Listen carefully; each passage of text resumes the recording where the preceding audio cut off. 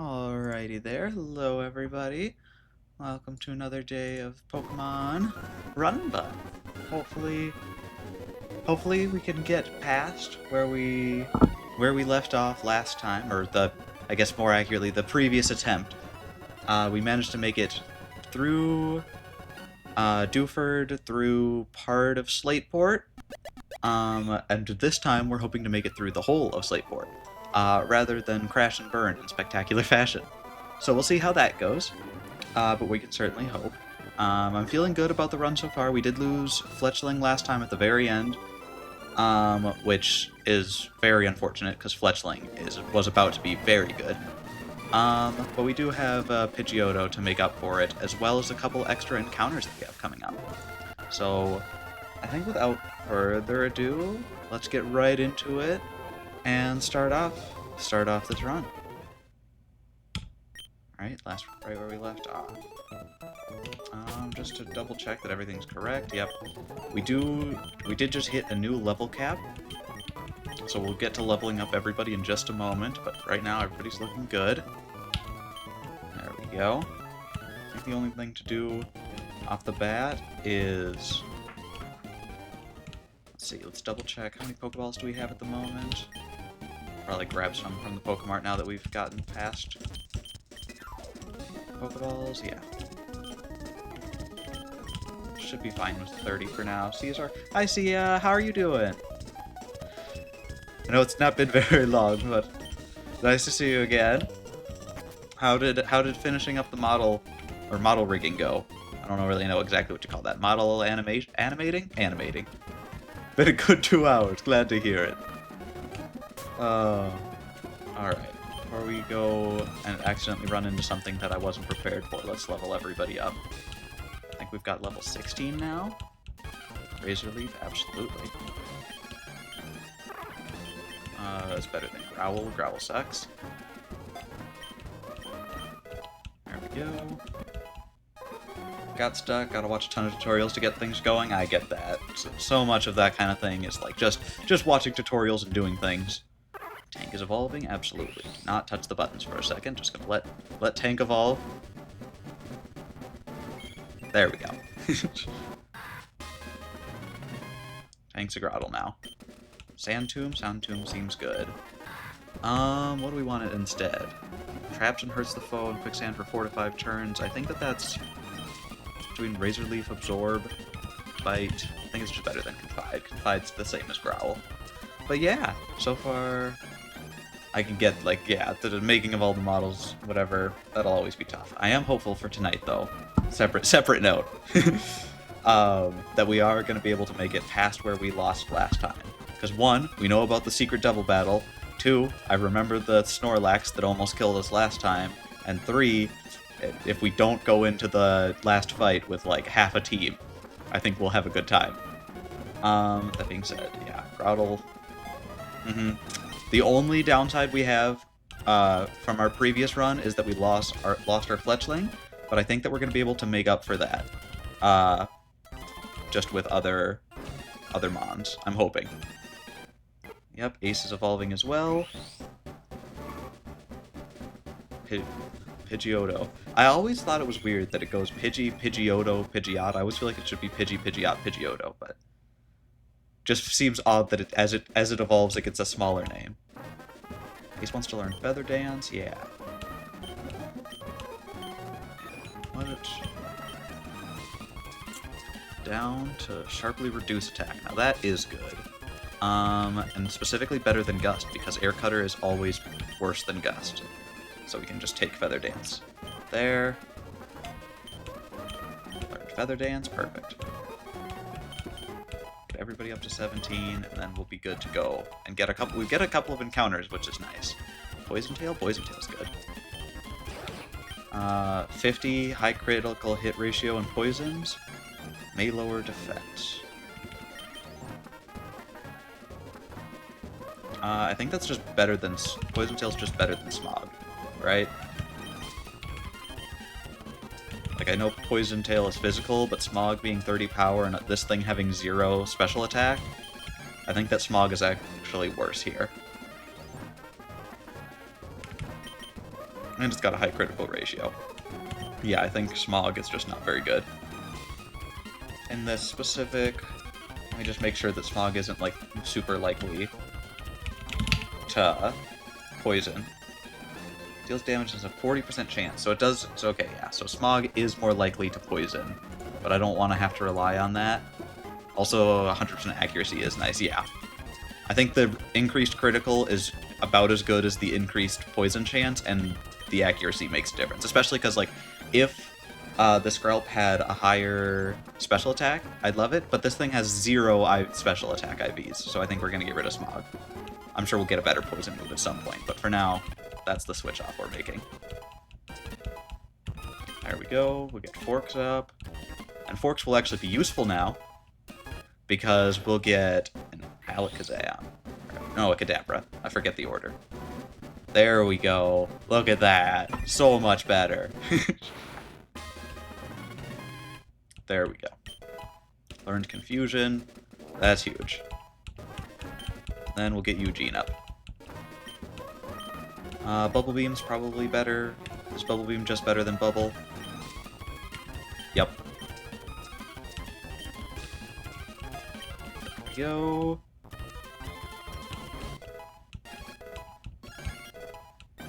Wants to learn Mudshot, that seems useful. Probably better than Leer here.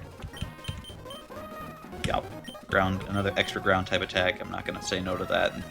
Leer just doesn't do enough for it to be worth it. Alright.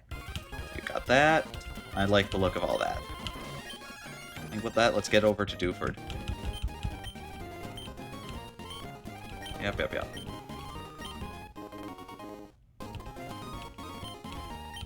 Yeah. Oh, no, I'm ready to go. No, I keep... Okay. Yeah, yes, I do want to go. I keep hitting no. There we go. That's on. Actually do want to go to Dewford. And we get Route 105 here. We'll get an encounter here in just a minute. Or not 105, 106. There we go. But first, we're going to go to the PC. Make sure that everybody's healed, and then check our encounters. I think the idea, or the plan, was to get our Route 106 encounter first in the water, and then get our Dewford Town encounter. I think that is the correct order when I was looking at it. So let's make sure that we've got the right person out front. I think Tank is good out front. And then we can switch to Mr. Eugene afterwards. But it should have pretty good defense at this point, so it can take anything in the water. With that, actually, just in case, I think there might be some ice types in here, so we'll have Eugene out front. Alright. Now, let's get a new Pokemon. Something good. Let's see. Choodle. Not great. Not terrible, but not great. Probably can't really hit this thing for any kind of damage.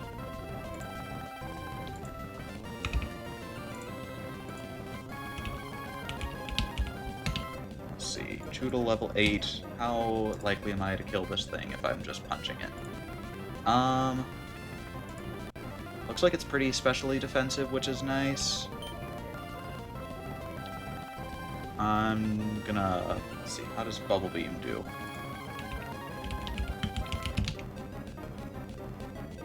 Bubble Beam shouldn't kill, even at level 17. I always gotta do a double take when I see a newer monster in this game, right? It's like, what is that thing? Okay, that's fine. Should be a fair bit down. Let's start trying to catch it with Pokeballs right away. Yeah, we were hoping to get a different encounter there just because I think there were a couple encounters that we can get in the water there that would have helped us with our Dewford Town encounter, but not going to complain too much about that. Okay, this thing's just a turtle. Fully a snapping turtle. I don't have any immediate plans for that name, so if anybody wants to be named after a Pokemon in chat, now's the time to claim it. It's first come, first serve. The general rule is one Pokemon per run, but, you know, there aren't enough people always doing that, so probably I can get away with a few more if you can have something that's not the same name. That being said, I have no ideas. I was trying to stall there. It didn't work. I didn't come up with any ideas. What's a good name for a snapping turtle?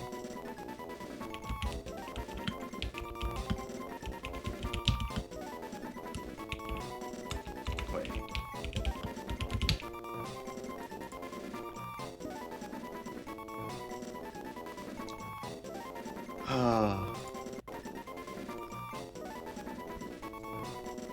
Okay, so I did think of a turtle that's a snapping turtle.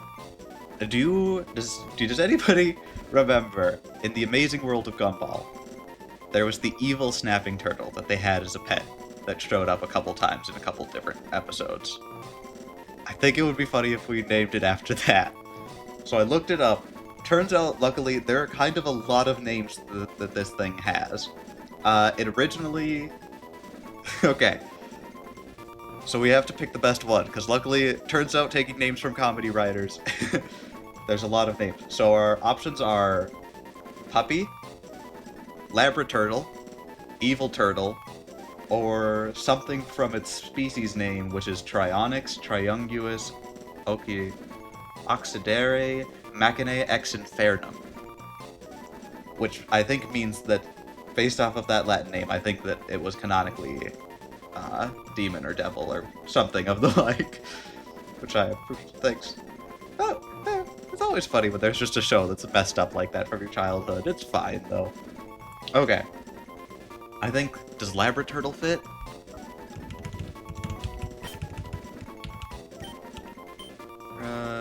TRTL... Not quite.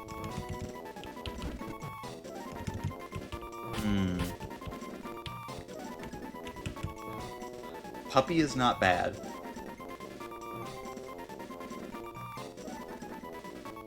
Otherwise, it's just Evil Turtle.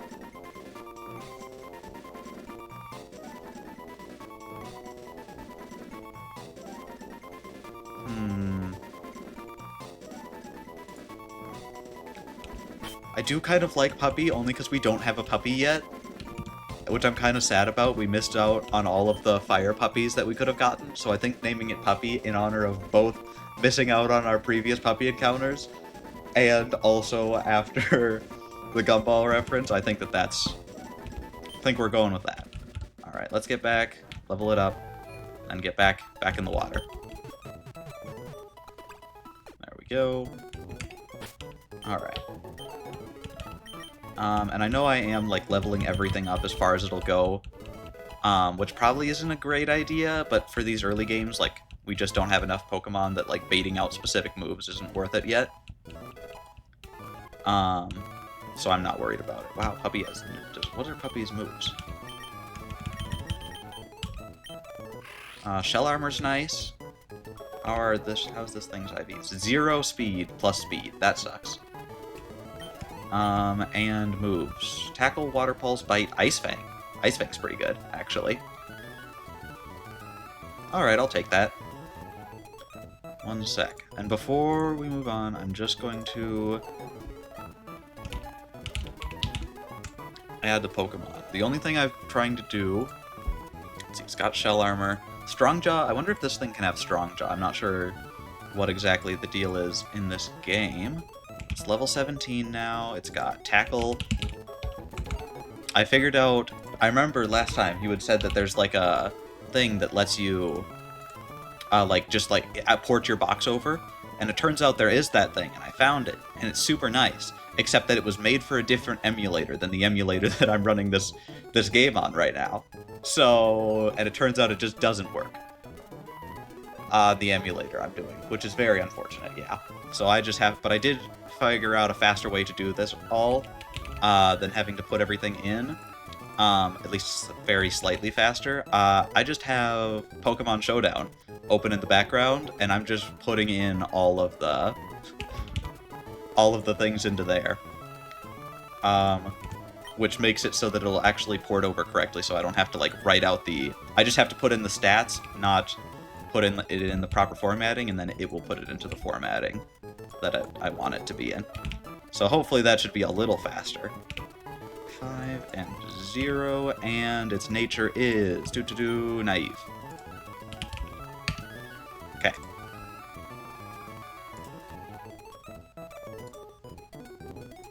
So that's all correct. Import, export. Control C. And then we'll move that over here.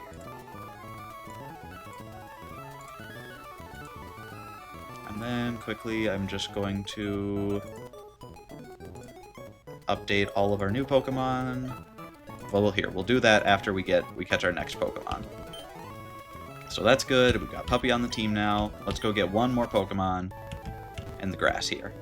Again, this one is a little bit kind of more up in the air with what we can get. I think having Ace out, because it can mostly be fighting types, I think, is going to be good. Alright. So, something good, something good. Alright. There are a couple... Ooh! Okay, Tyrogue can actually be pretty good. Depending on what its IVs are. It could be very good or very okay. I know, like, a Hitmontop would be great. Hitmonchan or Hitmonlee would be fine. But we can take it. It's a fighting type. Which can certainly be useful. And it's got Fake Out, which is huge. Alright. Foresight, that's fine. Just throw some Pokeballs at it. Tackle, yeah. Come on. Fake Out, but it failed. Alright. Let's actually check for a second. Yeah, the thing is, I don't think I can hit this thing with any moves, because it'll just fold immediately. But it's fine, it's fine. There we go, caught it anyways. Alright, so we've got that. What do we want to name you? Tyrogue? This is just a little fighting type. Immediately coming to mind, is Lee from Naruto. I can't think of, I'm trying to think if there's anything better. I think Rock Lee wouldn't be bad. I feel like that's just always pretty decent for fighting types. Something along those lines. I think I'm gonna go with that. That's good. Unless anybody's got a better idea. I can't spell, though. There we go.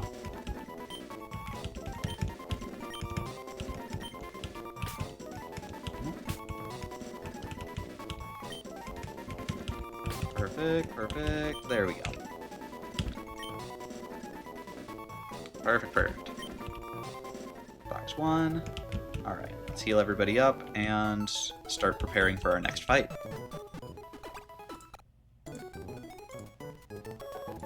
Alright.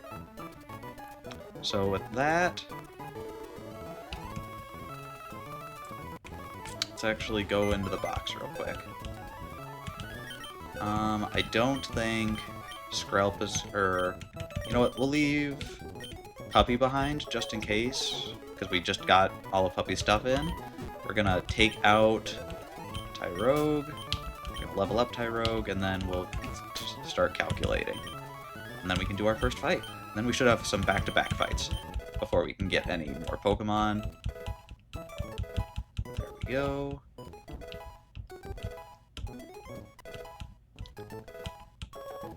Alright, and what is Rock Lee's moveset?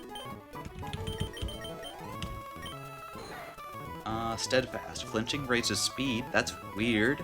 I can't imagine how much that's gonna come up.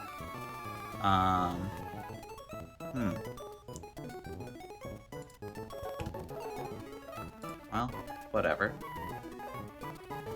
Steadfast, quirky. Okay, yeah, let's put all this in. So we got a Tyrogue. Steadfast. Sucks that it doesn't have guts. Quirky nature. Which just means nothing. It's level 17. Alright, and IVs. What are we looking at?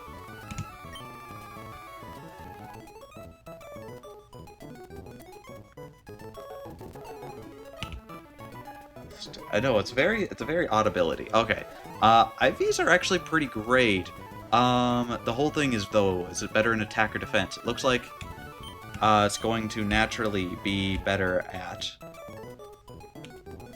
useful fighting gym with potential fake out users. Yeah, that's true. That could come in useful for sure. All right. So this will also determine what it's going to evolve into. Off the top of my head, I can never remember like which one does it evolve into depending on which stats, but we're gonna find out after this. I'll look up what it's, because then we'll know exactly what it's going to be. But I know it's like if they're exactly evil, you get a Hitmontop. If they're one way or the other, though, you get a Hitmonlee or a Hitmonchan. 27 special attack, 14 special defense, and 18 speed, huh? Alright, and the moves, what do we got? No fighting type moves, that's unfortunate. At least Helping Hand.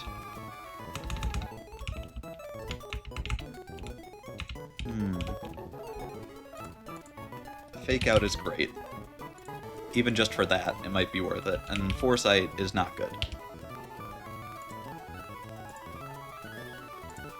Alright.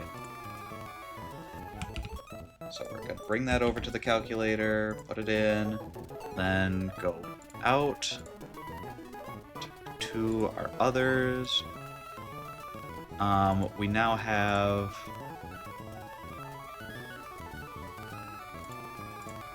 Alright. So we got that. Oh. Okay, so now let's get everybody else up. Sorry that this bit always takes so long, but as soon as we've got everybody's new moves and everything in, we'll be able to switch over to calculating. This guy went to a Grottle. Next time, I might be, like, next time that we die, assuming that we die fairly quickly, I'll try and use the other emulator, just because then I won't have to deal with this, and this is so much tedium. Alright. It's Shell Armor, doesn't have an item, it's Adamant in nature, and its IVs are fantastic still, and are as follows. 19, 21, 31, 31, 18, 31. Perfect. And the moves. We've got, in order, Bite, Razor Leaf, Absorb, and Sand Tomb. Perfect. So we've got that. Pidgey became a Pidgeotto. It does have Keen Eye. Alright. And it was Adamant in nature, It's got Keen Eye, Okay, IVs were as follows. 19. 21, 27, 20, 14, 17. Okay.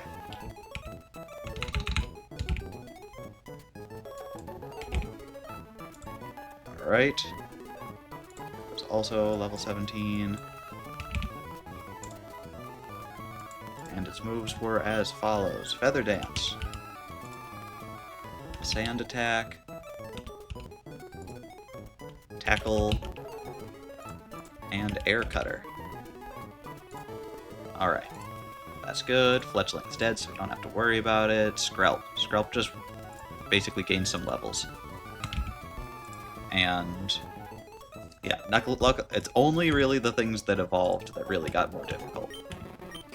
Skrelp got 17 levels and took Poison Tail over Smog.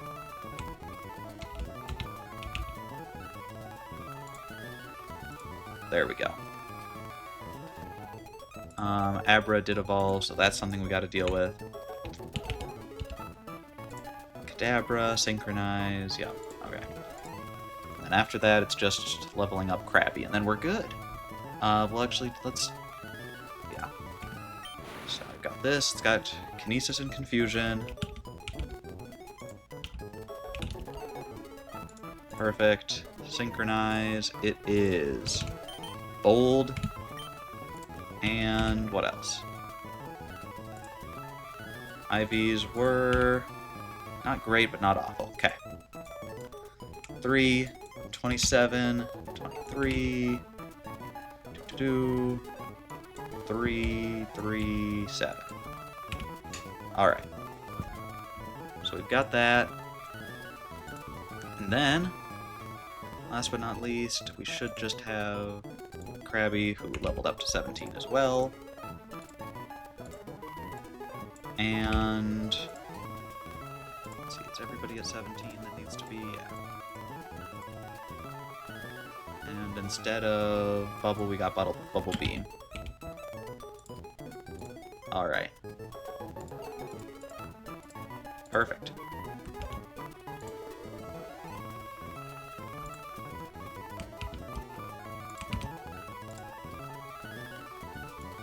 There we go. Now we should have everybody in the box that needs to be here.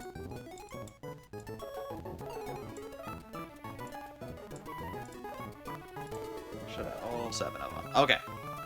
Now we can finally switch over. Oh no, I didn't realize that I didn't have the timer going the whole time. Whoopsies. Didn't even notice. Well, it's going now. Alright. Now we can get to actually calcing out this next fight. So, we're gonna say, I think it's got... We know we just fought some Magikarp, so we'll just go up from there. Fisherman Darien. Alright, so our next fight is Fisherman Elliot. This is going to be a little bit of a tricky one. Let's see. Color coding, auto refresh. Okay. So it's going to be leading with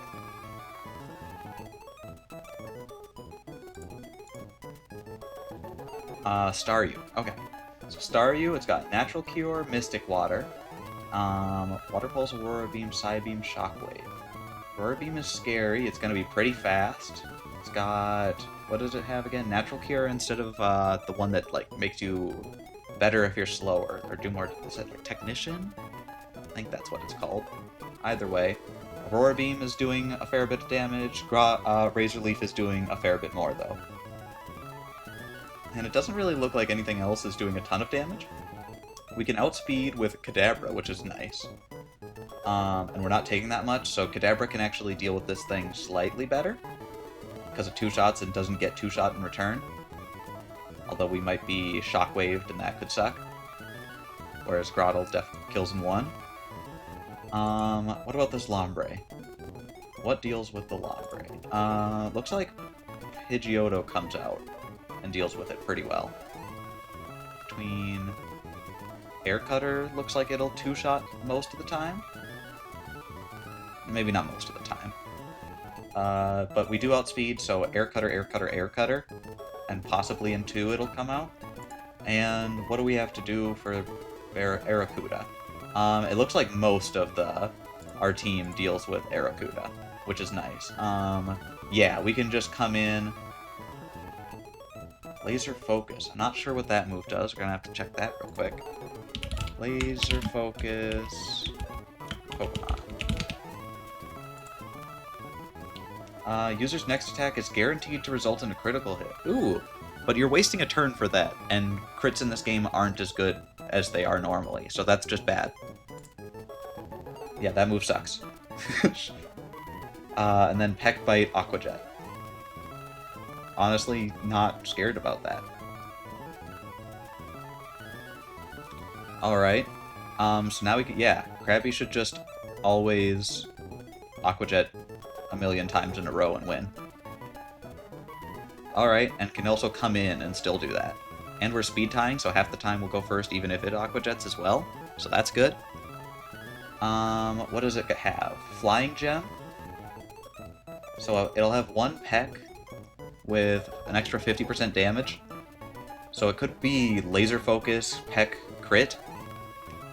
Even then, that's still only doing about 30% damage, which is as much as we're doing with Aqua Jet. So I think we're fine. It's got Swift Swim, but it has no way to set up Rain on this team, I don't think. Unless Lombre had Rain Dance. Nope. It does have Teeter Dance, which I think is Teeter Dance. I'll have to check that one in a sec. But otherwise, it's got Giga Drain, Bubble Drain, Seismic Toss, yeah. Alright.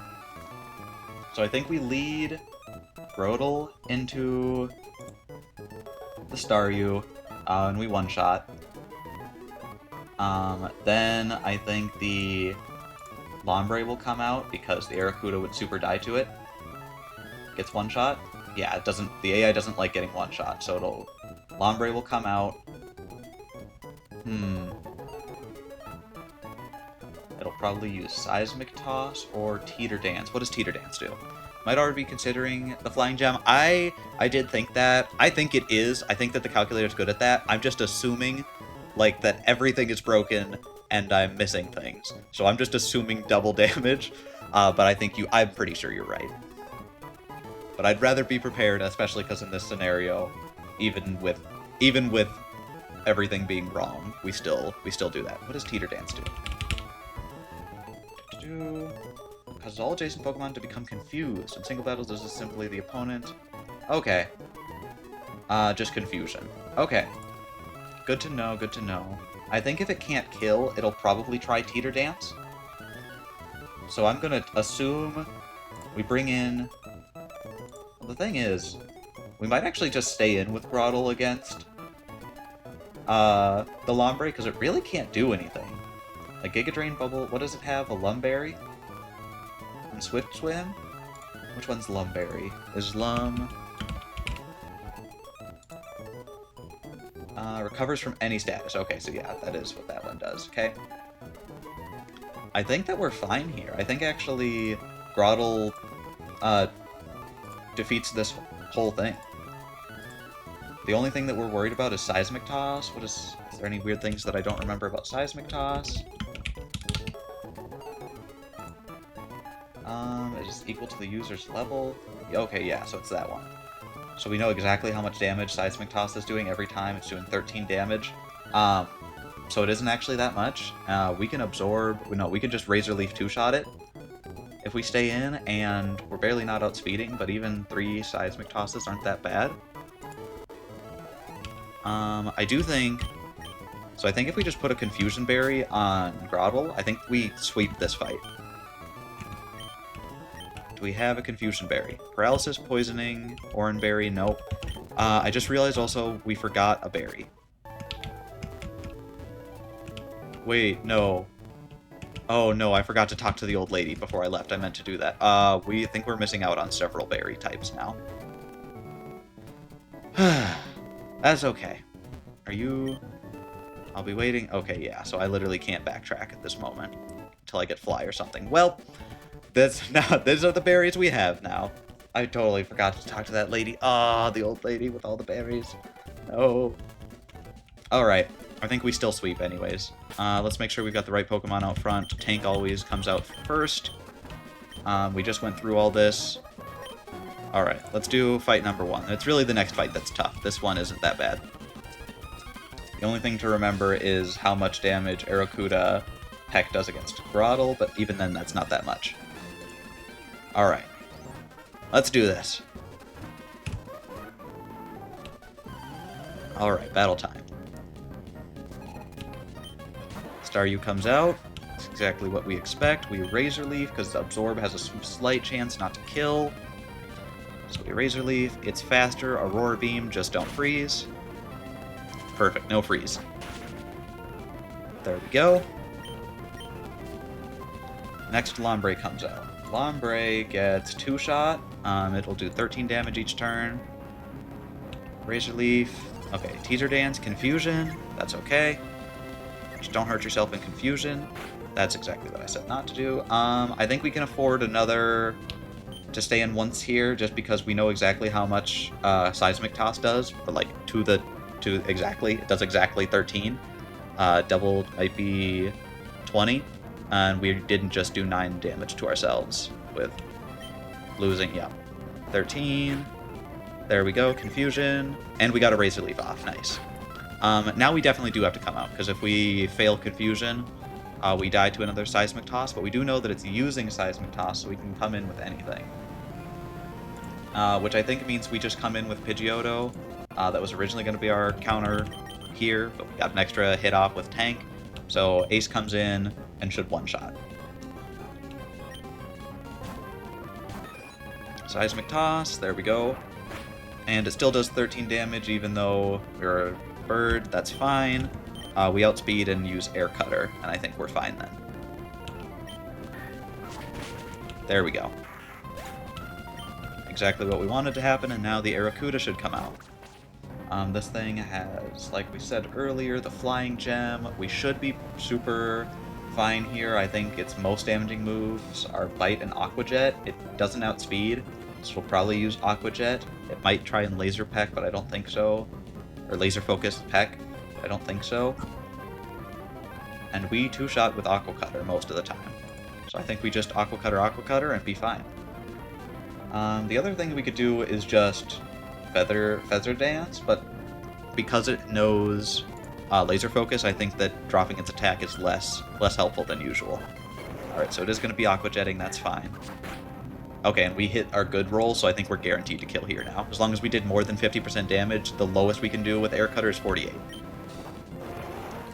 So even a crit here wouldn't have killed, and there we go. Hey, and a crit of our own, for no reason. We'll take it. Alright. That's one down. Let's go heal up.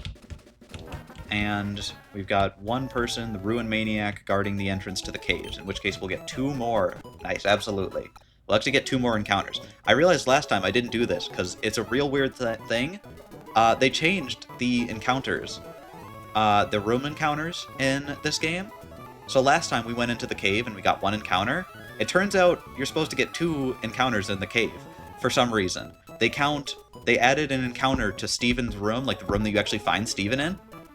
They added an encounter to that room, which I'm not entirely sure why, but you can get like a psychic type out of that just for free, and we already have an Abra, so we're guaranteed, like, unless the only bad one that we can get is like Baltoy. Everything else is like a guaranteed good encounter, extra encounter in the game, which we didn't get last time. And I'm not exactly sure why it counts as a separate encounter, but literally everything says that it counts as a separate encounter, including the Nuzlocke tracker. So I'm counting it. That being said, we can take a second now, before we can get all those, to do our next fight. So I remember this one we had a lot of trouble with, mostly because of this Munchlax in the back. Now this Munchlax sucks, because it has Belly Drum Headbutt.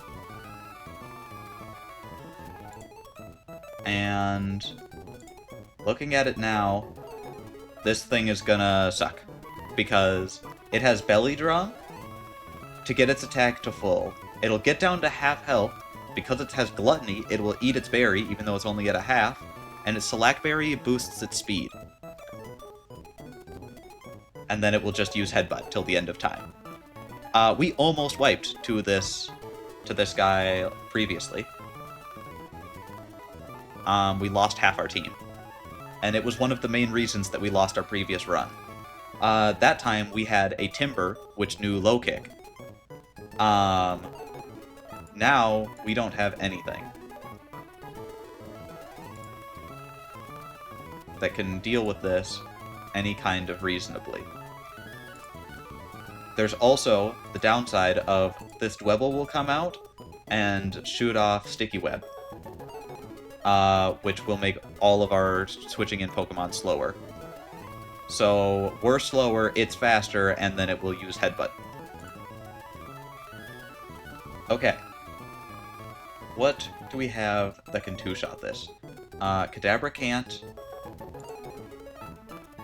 Pidgeotto can't. Grotle might. But only maybe. I don't like that. Tyrogue won't.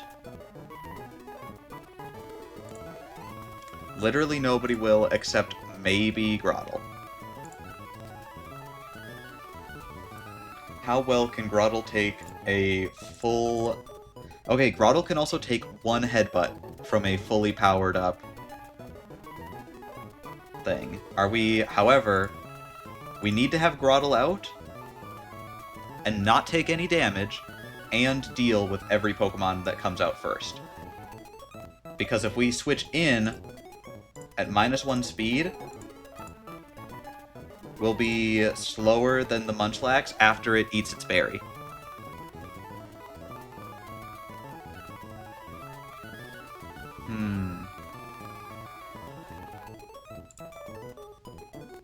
Alright. So first thing that comes out is Dwebble. We can two-shot it with Kadabra. Although we get possibly one-shot by Bug Bite, but we outspeed. And I think it'll go for Sticky Web here instead of Bug... I'm not actually sure what, speed control versus damage, what the calculation is there, because it won't see that this is a kill. So it might not go. I'll have to pull up the AI document. This is going to be a hard fight.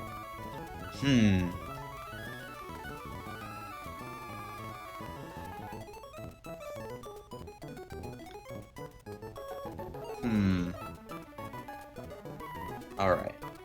What else can we do to this Dwebble? Air Cutter doesn't do as much as I want, and Rock Blast super kills us. Choodle has Water Pulse, which is nice. But we're not faster. Okay, let's pull up the AI document so we know what we're talking about.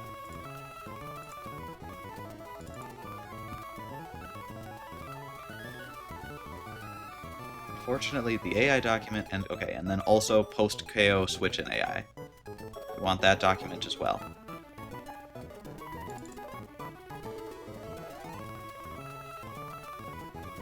All the documents. Alright. There's that. I'm not sure how well it fits on screen, but we're gonna say that it's fine for now. This is the order that things will come out. So this is what we want. We want to know this just because we want to know when things are going to be coming out.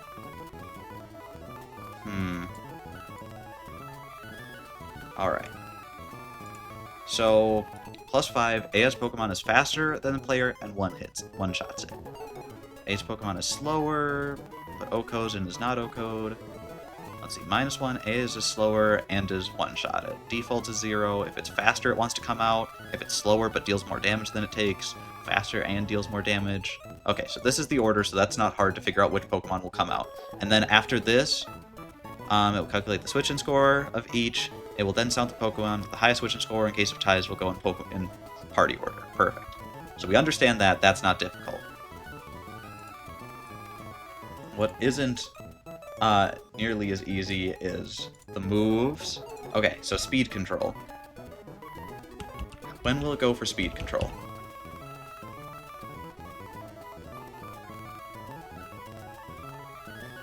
The AI will calculate a score for every move and choose the highest scoring move. Click on it. On doubles battle, the AI will calculate a score for each and choose the highest between the targets. Run and BUN, and knows your full team stats and everything. Yeah. The result of the document will list all the possible scores for relevant moves in the game and the scenarios in which the scores are possible. As a general rule, the default score for non-attacking moves is +6. Alright. It's tied with the highest damage attacking move. Let's see.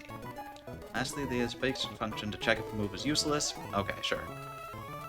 Switch AI, all damaging moves are +6. A will roll a random move for all of its attacking moves, and the highest damaging move will get a score. But +6 most of the time, and sometimes it will get +8, just at 20% of the time. So just there's always a chance that it will go for a damaging move instead of like a different move. If a damaging move kills, it's more likely to go for it, but otherwise it's just based on its damaging moves. If the damaging move has a high crit chance and is super effective on the target,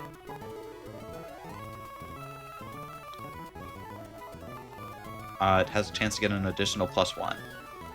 So it's more likely to use crit moves. Few specific damaging moves that do their damage rolled normally and are thus never considered the highest damage move. Okay. So these moves are Explosion, Final Gambit, Relic. Okay, none of those matter. We're not worried about that. Right now we're worried about Sticky Web.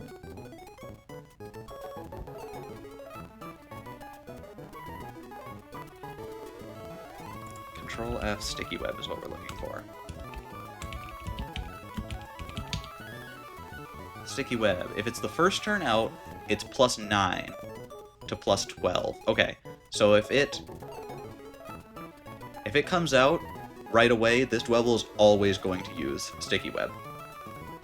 So we really want something that can one-shot it before the Sticky Web can come out. Do we have anything that can do that? I don't think so.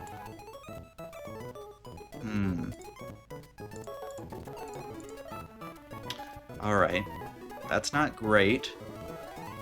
Hi, Mixie! Hello! Is I late? You're not too late. We've only done one fight this whole time. Mostly, we caught a couple Pokemon. We caught a Snapping Turtle and Rock Lee. But so far we are just calculating this fight, which we realistically might lose the entire run to. Want to get more Dr. Pepper? Fair. I know, I'm very sad. I have no Dr. Pepper right now. It's basically can't even function. No, but right now we're trying to figure out how to deal with this stupid Munchlax. Because everything else on the team can be super taken out pretty easily. Like, if we bring Pidgeot, Pidgeot can deal with literally the other two Pokemon just fine.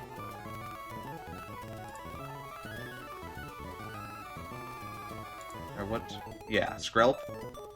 Between Skrelp and Pidgeot, we can deal with the other Pokemon just fine. Bulldoze is scary, but it doesn't work because it's a ground. Yeah. So between Pidgeot, or Pidgeotto, and Skrelp, the other two Mons are basically nothing. Literally. They just aren't gonna do anything. So we need to find a way to kill Dwebble, which is probably going to have... Oh, if Pidgeotto can sneak a Feather Dance in somewhere, that might solve your Munchlax problem? That's true. That's actually very true. Let's see what that looks like. So let's say Dwebble comes in. Dwebble... And also, how does Sticky Web work exactly?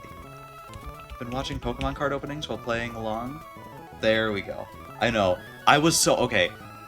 This happened, like, just before stream. I'm still so mad.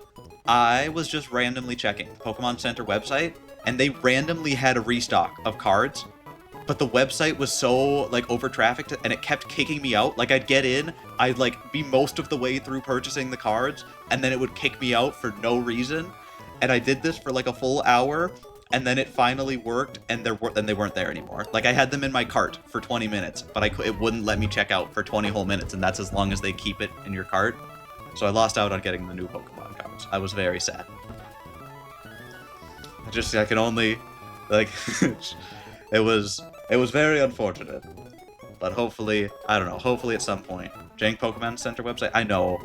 And it's partly is the problem because I'm on university Wi-Fi. It's, like, real weird about it. Like, I have to be on, like, some weird Wi-Fi for it to be functional. But even then, it was very unfortunate. But what can you do? But cry. I'm sure it'll be fine. Okay, Sticky Web. How does this work? Is Pokemon Prismatic Evolution Booster Pack restock? It was.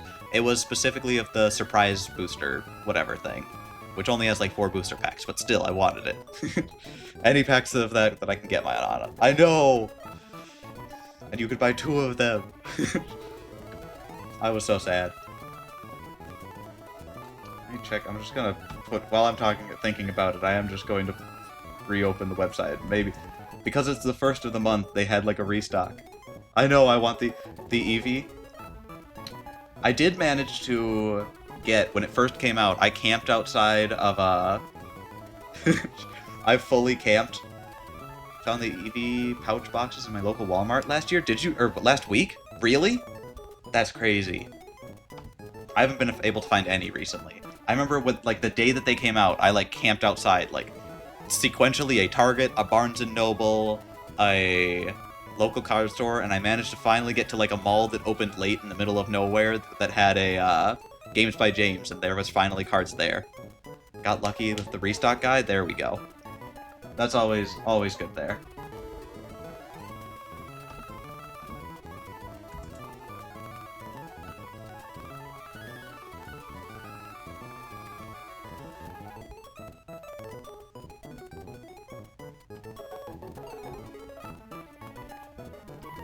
Yeah.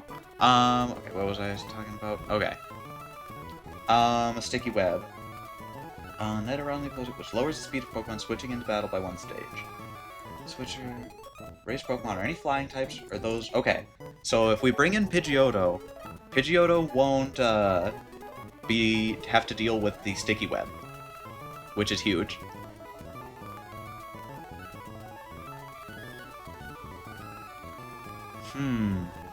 Alright, so I assume... It looks like there's no way that we can get sticky web to not go off. But... Snorlax at +1 speed is 16. So Pidgeotto super outspeeds. Doesn't do that much damage, but tackle is nothing. How does +6... Okay. I'm gonna check. Pixie instantly approaching your location, absolutely. We'll have all the Pokemon cards. Okay. But because we'll come in, we basically get everything gets one-shot by this thing. After it gets, eats its berry. But, if we're faster and we get it back down to +4, we're significantly better. And if we do it again, how many times will it use Belly Drum? I wonder. The other thing is that Belly Drum will get it down to half health. So if we're just come in, tackle,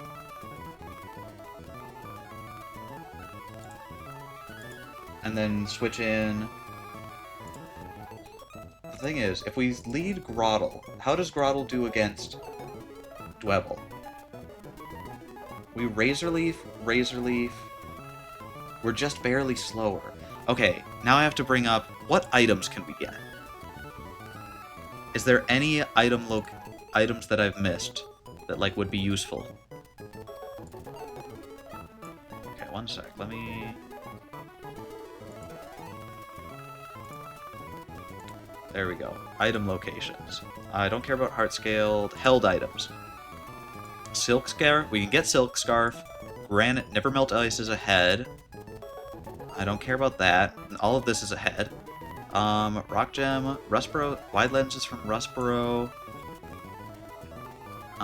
Berries.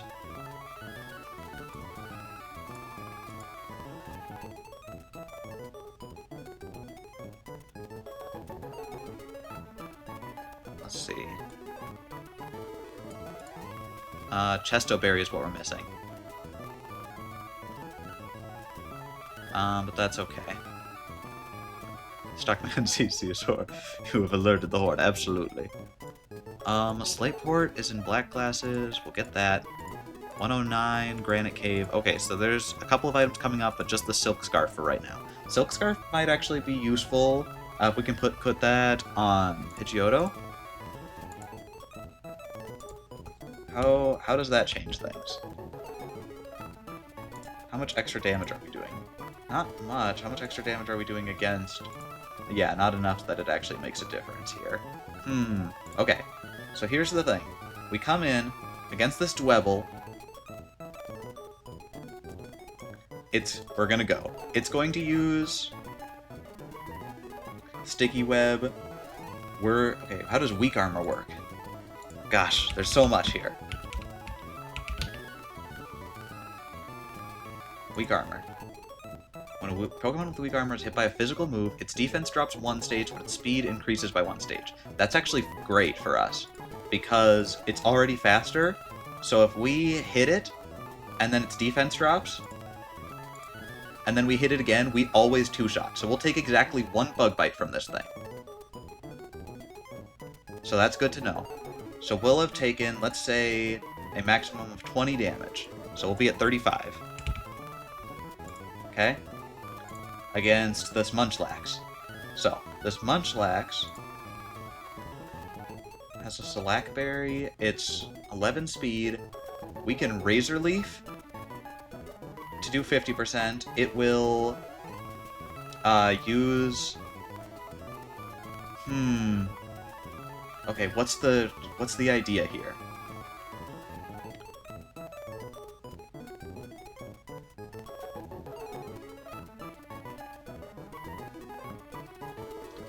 +1 speed, but it still won't be faster, so we'll still be faster. Yeah, so Grottle's faster, so we get 2 shots off. Razor Leaf should always kill. I think that we're fine here. Actually, Grottle should double tap these. Now, the only thing that could go wrong is if it isn't Munchlax that comes out. But I think both of these take more damage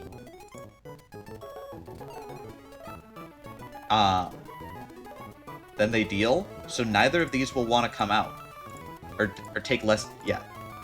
They take more damage than they deal. So it should always be Munchlax out next, which means Grottle always wins this fight. Because it will always go for Sticky Web, we will always get a double Razor Leaf kill because of weak armor, and then we always 2-shot and outspeed this Snorlax even after the Slackberry. Alright. Turns out Grottle is great in this fight. After that, I'm not sure who will come out next, but we just need to bring Pidgeotto and Skrelp, and this fight should be easy.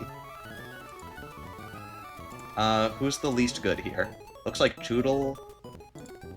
Looks like actually Tyrogue is bad. So we'll leave Tyrogue in the box, and we'll go. Alright. Know that took a little bit of planning. Tank's out front. We're going to leave Rock Lee behind, and we're going to grab Choodle. I don't think it should matter, but, you know, whatever.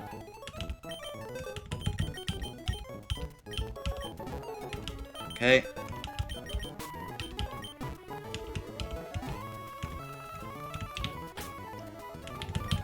Save here. I believe. Alright. We're gonna quickly grab the Silk Scarf from whoever's giving it away. It is this guy, because I thought I remembered correctly. We're gonna put that on Pidgeotto just because.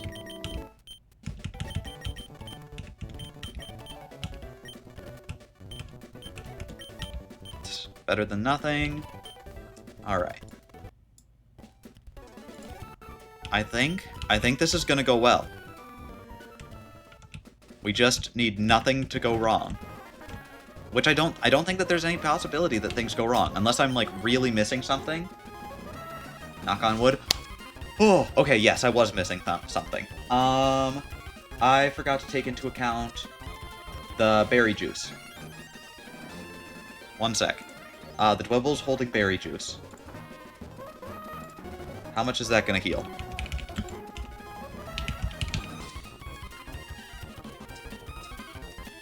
Okay, one sec. Berry juice. Okay, restores 20 HP. So we're gonna deal... Razor Leaf deals 21, yeah. We actually have a slight chance, because of exactly how much damage we're doing, that we undershoot and then overshoot, so we might still kill it. Actually, Razor Leaf is perfect, because there's most of the rolls, it won't use the berry juice. If it does, though, we'll hit it twice, and then the third one will always kill. We might be taking 2 bug bites, though, which if they're both crits, we lose. So we lose to double crit, but other than that, we're still fine. The only thing is, it might try and use Headbutt. How much does Headbutt do? 10 to 13? Assuming we're taking 2, 10... 20 and 20, 15. Alright. It actually still shouldn't be going for Headbutt. It'll still go for Belly Drum because it won't see the kill. We just need to not get crit. Or if we get a decent... We just need to not get the worst roll possible for us and then get double crit. And if that happens, there isn't another way out of this fight. We didn't get any of the Pokemon that would be good here. So, that's all we can do. This is still the best plan. Knock on wood for real. Let's do this thing.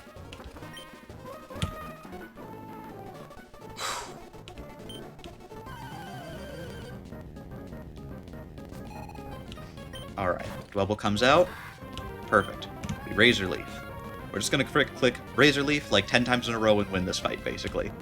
It uses Sticky Web. That's what we expected. We use Razor Leaf. We just need to get a little less than 50%. That's huge. That's huge. Its speed is higher now. It's going to use Bug Bite. That was exactly the roll we wanted. 37. That's even better. And we kill. Crit. Okay. Best rolls. Best rolls. Okay. Mawile? Why is Mawile out? Why is Mawile out? Why is Mawile out?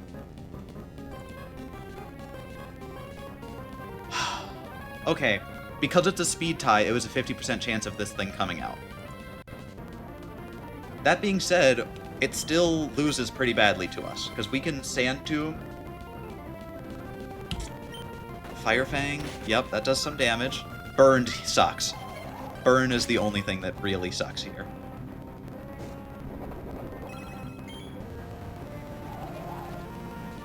Alright. Intimidate and Burn, yep. We are gonna have to come in with Ace here. I assume no matter what, after this, it'll be the Munchlax. Alright, so we need our backup plan. Ace, here you go. We might have to sacrifice Ace here now to get a couple of... There we go. Ace comes in.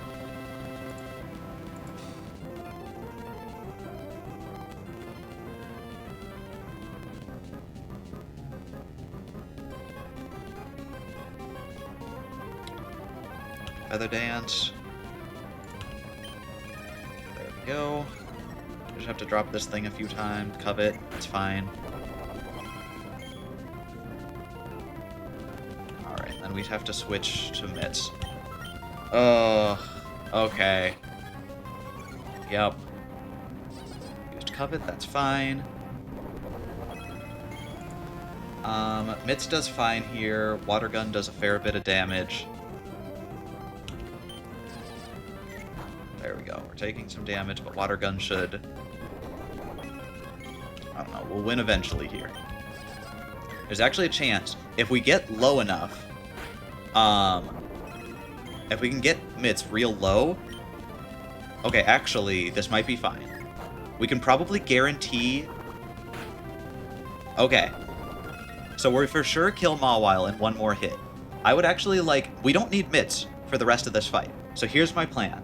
We need Mitts to be in range to be killed by a headbutt, so that we can switch in to a headbutt.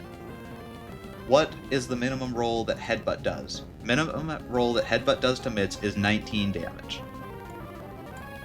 So we need to be at 19 damage when we, or less.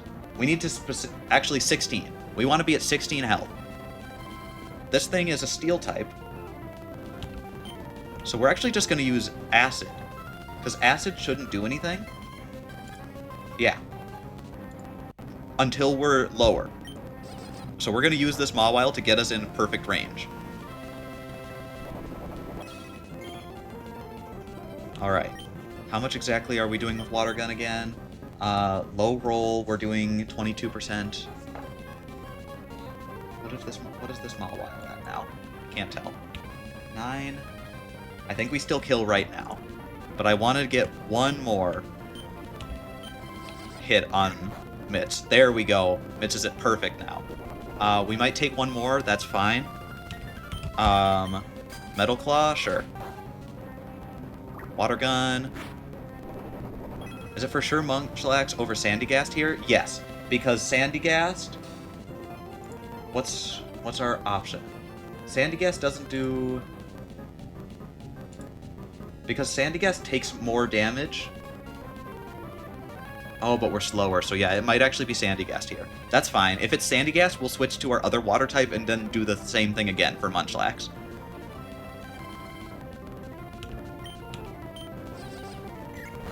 That'd be fine. Because I think either of them come in, outspeed, and kill. Okay, so it is Sandygast, that's fine. Sandygast sees kill with Bulldoze. So we can actually go back into... Bulldoze does the most damage by far, and it sees a kill. So we definitely bring in Ace. And then how does Ace do here? Ace should... Alright, -1. We can actually bring back out Groddle here. No, but Grottle's burned.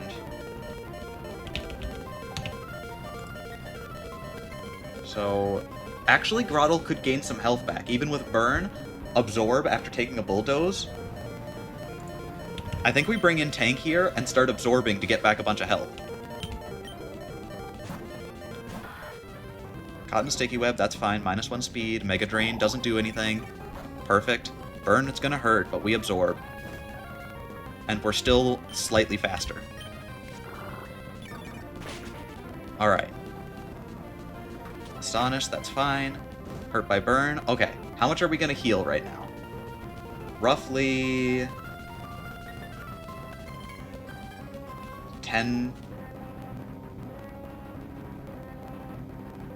We're gonna heal roughly 20%. 20% to 47. Okay, so we're gonna heal back up to about 26. How much damage does the Munchlax do with Headbutt? Only 13. So that means it is going to go...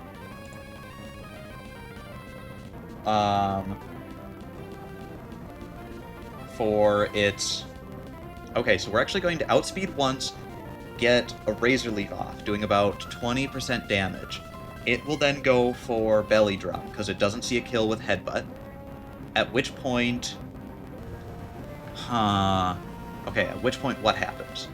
So it fails to see a kill with Headbutt. It does see that Belly Drum is effective. We outspeed, though. So what happens is we Razor Leaf it. It takes about 20% damage. At which point it uses Belly Drum. Belly Drum should get it below half to about, if it's at 20, it'll get it to about 40. How does Belly Drum work exactly? 50% of its max HP. Okay, so it'll always do 50% of maximum HP. That's huge. Because that means that it will always be doing 50%, so we'll do 70% to it. At which point it'll eat its Shellac Berry, it will be faster then, and it will for sure kill us.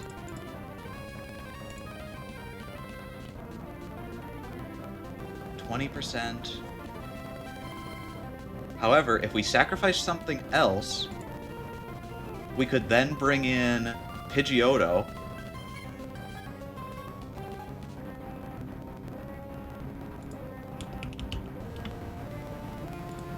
With Silk Scarf to do the remaining damage every time. So we're gonna have to sacrifice something, but we're not gonna lose anything else to this Munchlax.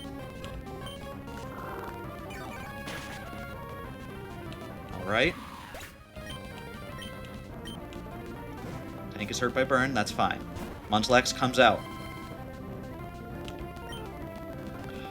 Alright. What's our...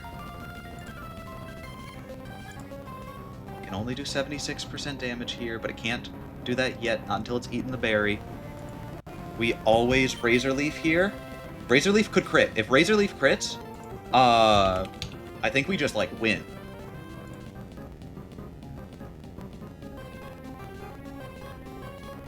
Go through the burn. But otherwise, I don't think that's going to happen, in which case we're going to have to lose one Pokemon. Okay, who do we want to lose? We have Tyrogue in the box. I think Choodle sucks. And we've got a lot of access to better water types. I just don't think Choodle's very good. Because we have to switch into something, and this thing will one-shot literally the entire team. Okay, so I think the plan is to lose Choodle. Right now we Razor Leaf, though. We outspeed, which is good. We don't crit. Why would it go for Headbutt?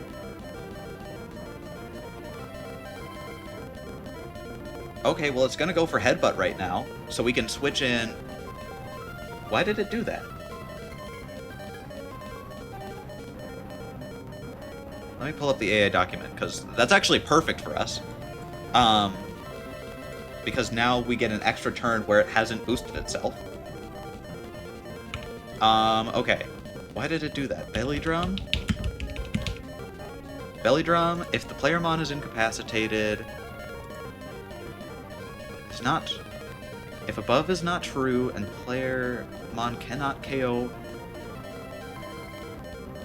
Oh, if above is not. So if the player mon is incapacitated, it'll go for it. If it's frozen asleep or recharging. If above is not true and the player mon cannot KO AI mon after a belly drum.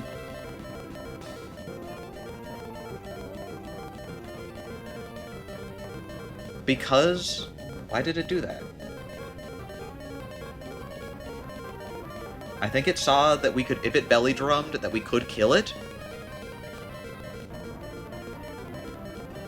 Oh, wait, no. Oh, this is just a weird thing. Because we're not incapacitated, it just had, like, there's a 20% chance it always goes for the damaging move. I forgot about that. So yeah, we just rolled the lucky 20% chance there. Okay, well now it's definitely because it sees that it's a kill. It always goes for its most damaging move here, which is headbutt. So it'll always go for headbutt now. So we've got a free switch into headbutt on this thing. It has taken about 20% damage, we assume. Or how much does it take from throttle with burn? 21. So if it's at 79%, it's at 49. What does the most damage and can take a headbutt just fine? So if we headbutt, we take 18 damage, then what does the most damage?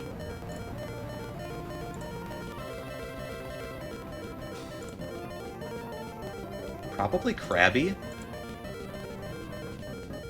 Can anything two-shot this? Here, let me bring up the calculator.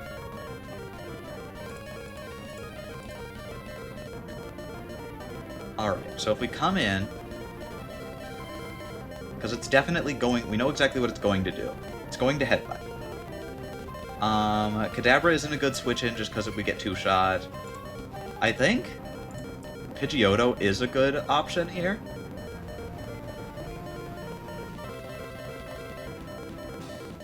Because we can tank a hit and double tackle.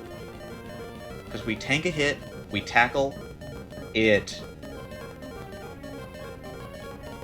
And then I think it just will just keep trying to go for headbutts because I don't think it'll have a chance to use its other thing. I might be wrong about that exactly, but I don't think I am. So I think we come in, take a headbutt, and we just start tackling it.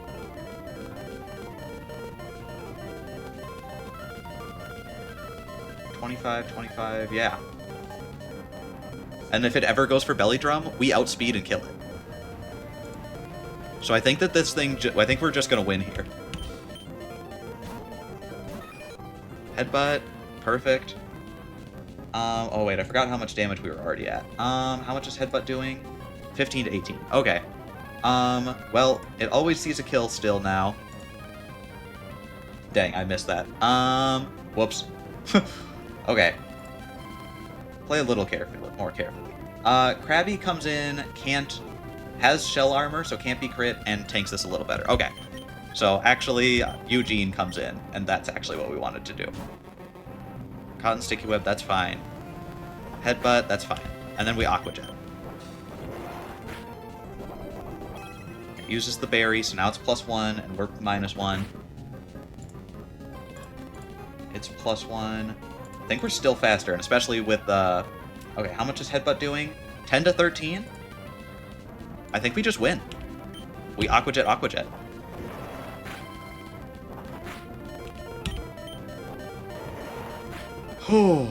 Okay. Yes! I can't believe we didn't lose any Pokemon there. I can't believe we steered that fight.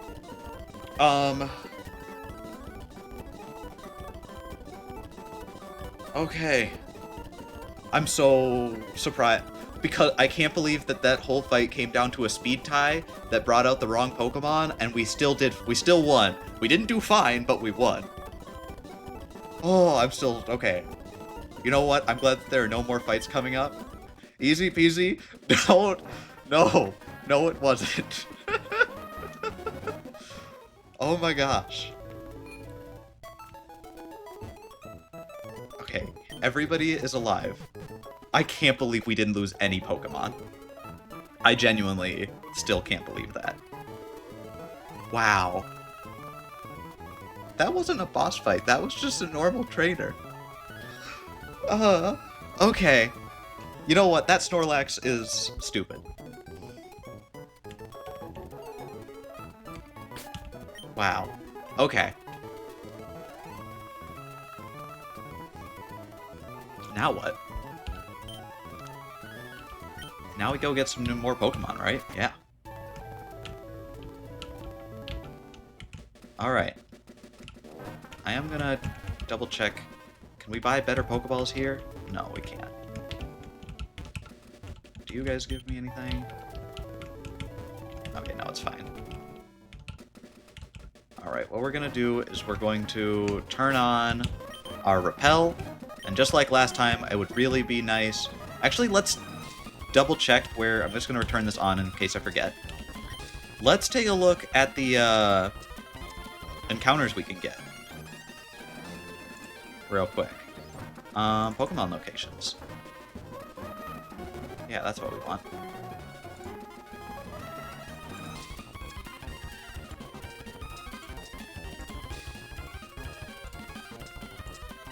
There. Alright. So we're coming into Granite Cave. Also, there might be a row. Okay, so Granite Cave is all of these. And then we also get a free one at the very end from Steven's room, which, as you can see, has some pretty good options in it. I'm especially hopeful for a Gligar. That would be awesome. But I think... what's the best encounter table here? Honestly, Swinub, Snorunt, Sneasel, Spheal, Snover, Sneasel, Sandshrew, Lone Sandshrew, and Amara. This is a pretty good encounter table. I think this first one isn't. Aaron is the good, but there's so much nonsense here that I just don't think it's worth it. I think it'll either be B1F or B2F. What is B2F? Dwebble. There's just an Amara and a Sandslash. Otherwise, Togedemaru, Dwebble. Dwebble is pretty great, actually. Especially if we can get one with Sturdy. Nosepass is fine. Alolan Geodude is fine. Cufant is fine. Huh. Which of these encounter tables looks better? I think...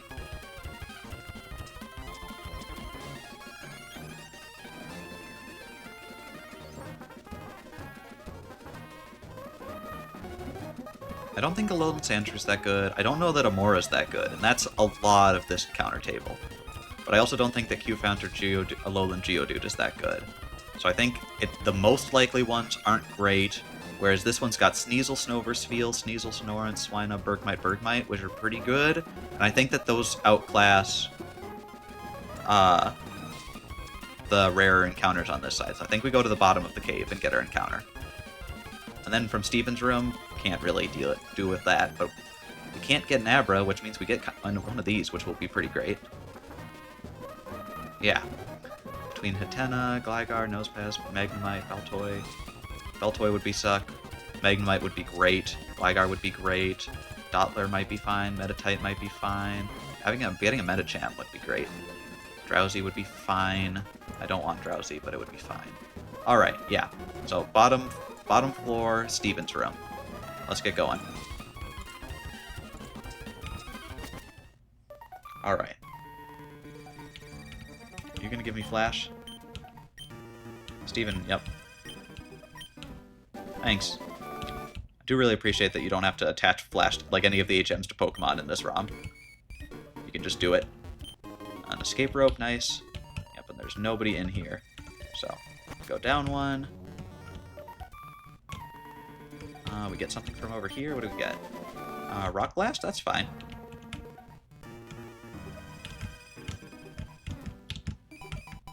Alright, and Granite Cave. Let's get our encounter here real quick. Let's make sure that we don't have Tank out front. We want probably Eugene out front. Can't be crit. can tank ice moves pretty well. Let's turn off the repellent. It's deactivated. Alright, get a Pokemon. Something good! Ooh! I actually really like Amora. It's one of my top Pokemon. Not like top 10 or anything, but up there. Alright. So now we've got Krabby. What's an Amora? How well can an Amora tank a hit at level 8? The answer is it can't. Not from a level 17 Krabby. So we're just going to throw Pokeballs at it. Get in the balls. Blue, pink, and white. Yes, yes. Can you tell a theme by the Pokemon that I like? Might be a little bit of a theme for sure. Although actually, like, my number, like, I think second favorite Pokemon is Axew, which doesn't fit any of the rest of that at all. Axew's just a little guy, and I remember that's mostly because I watched the Black and White was the series was airing when I was like the perfect time for me to be watching it on Cartoon Network. So, but yeah, absolutely, Amora's great. Nickname, what are we gonna call you? Oh, there's got to be something. Summon a smoothie from thin air, absolutely.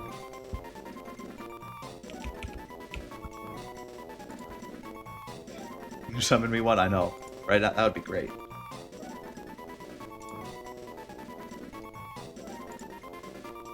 What do we want to name Amora? Like it's an Aurora Borealis Pokemon with that's also a dinosaur. There's a lot of opportunities for names there.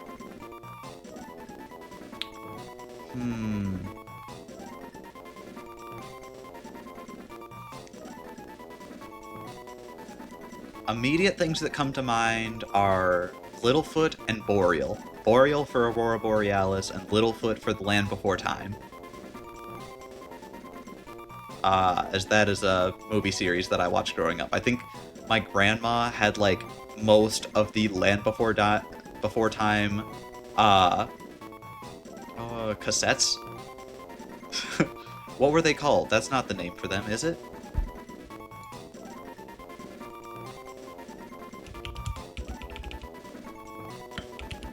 It's not like what were they called that you could, like, before DVDs we had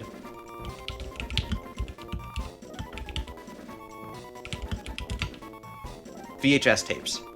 There we go. I'm like, cassette. I know cassette is cassettes were music or just audio, and I'm like, that's, yeah, VHS tape. So I just remember those, like, Littlefoot being. I really like Littlefoot, actually. I know that Aurora Borealis is great, but I think I like Littlefoot better. There we go.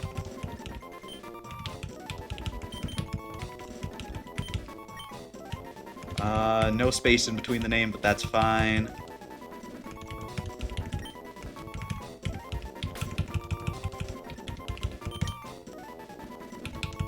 Absolutely love that series. Alright, now we've got Littlefoot. We can move on, because we didn't hardly take any... Did we even take any damage? No. We can just turn back on the repellent and go get Steven. We could have Rock Smashed here, but I don't think any of the Rock Smash Pokemon were good. There's the Never Melt Ice. That's going to be very good. Alright, let's get to Steven's room. Alright, we can use Flash.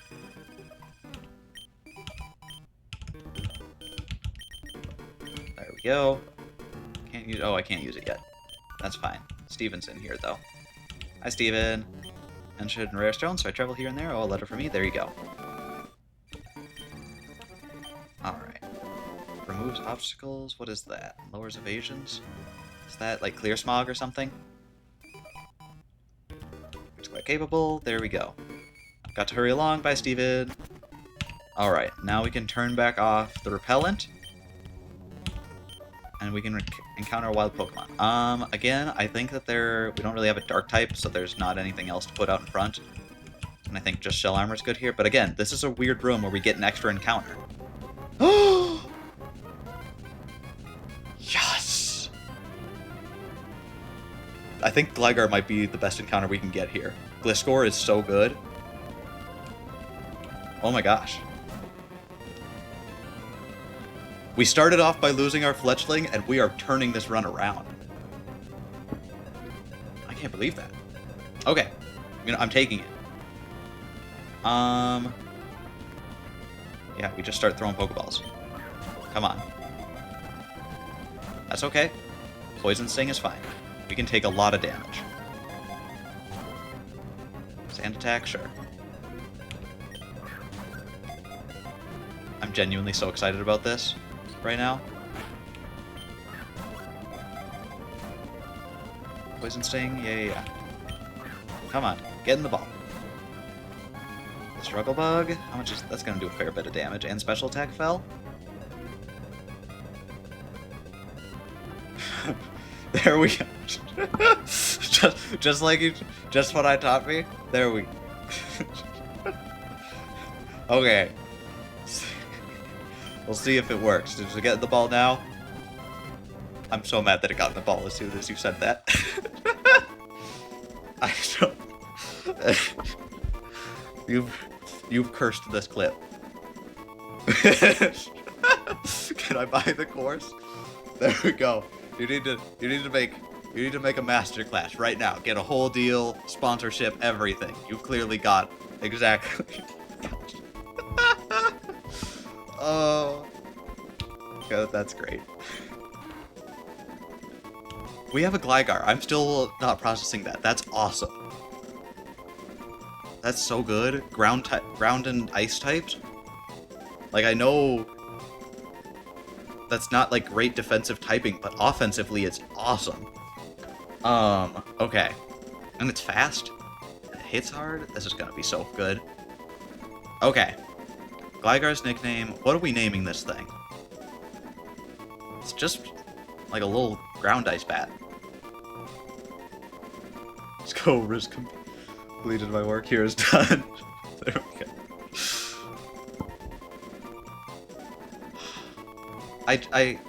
You see, the other thing that you've done is now I feel like I have to name it after this moment. A, because I don't have a good nickname otherwise, and B, because that's just so funny. I think we just... Do we have to name it? What do we have to name it? Is it Riz? Do we have to name it Riz? Mixie, what have you done? Okay. Rizzed? Rizzed?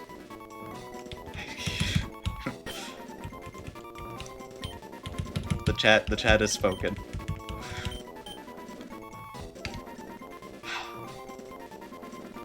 I'm disappointed in myself and this whole thing. Also, I'm so happy.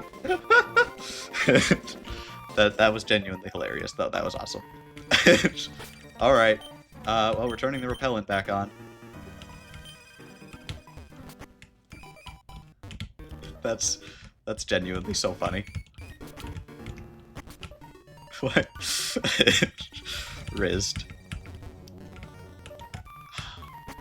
That's for sure gonna become a TikTok. That's too good of a moment for it not to be.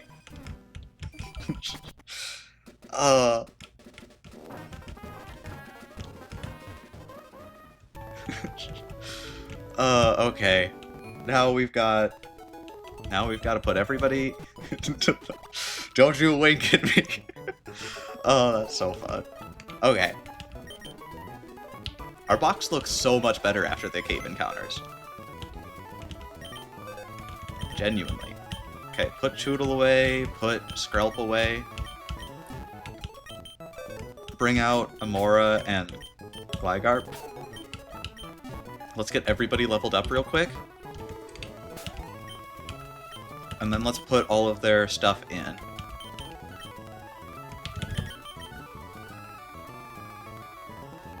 Gligar. Let's level up Rizzed. I'm doing it. I'm just not allowed to refer to it by... Yep, that's fair. Honestly fair. I shouldn't be doing it anyways. I'm just not good at it. Level up Littlefoot and Rizzed. Rizzed. That's so funny. Rock Throw. Rock Throw is so actually good. Our team is actually so great right now. It's got so many of my favorite Pokemon on it at this exact moment. Icy Wind is huge. Lowering speed.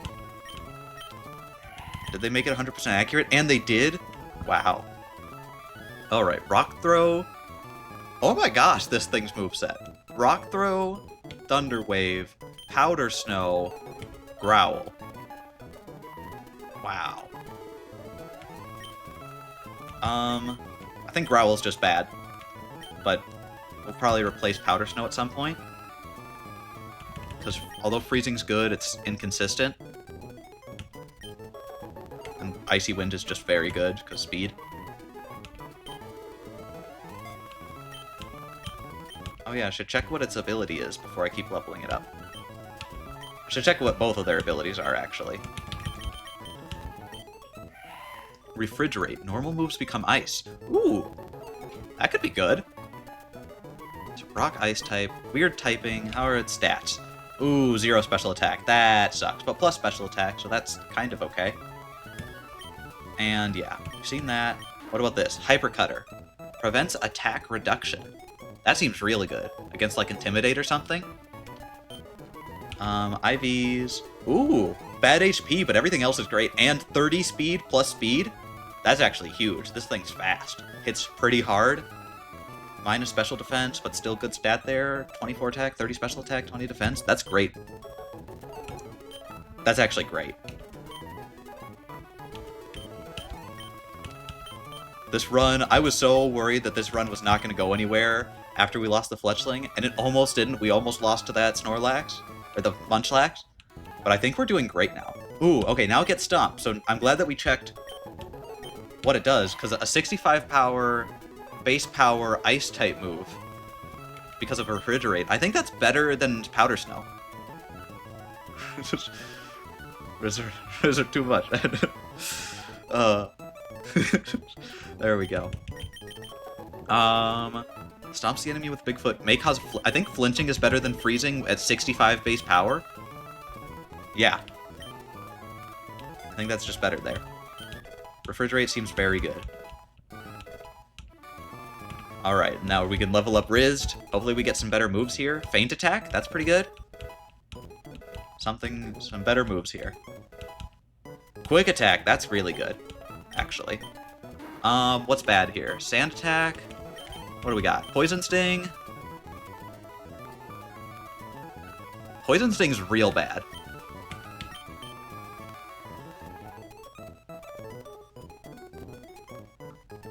I think Feint Attack, Struggle Bug are pretty good. I think Sand Attack isn't good, but I think that it's better than Poison Sting. Poison Sting just isn't good, and we have Skrelp for poison type damage. I think Quick Attack's better than that, than Poison Sting, and Poison Sting is worse than Sand Attack. Because if we really need to, having like a weird out where like, well, we're gonna lose, might as well use Sand Attack, and then we have an out there, I think is better than Poison Sting, which just, Poison isn't that good. And it's 15. Like, maybe we'll have a better poison attack later, but it's just 15 power is not good.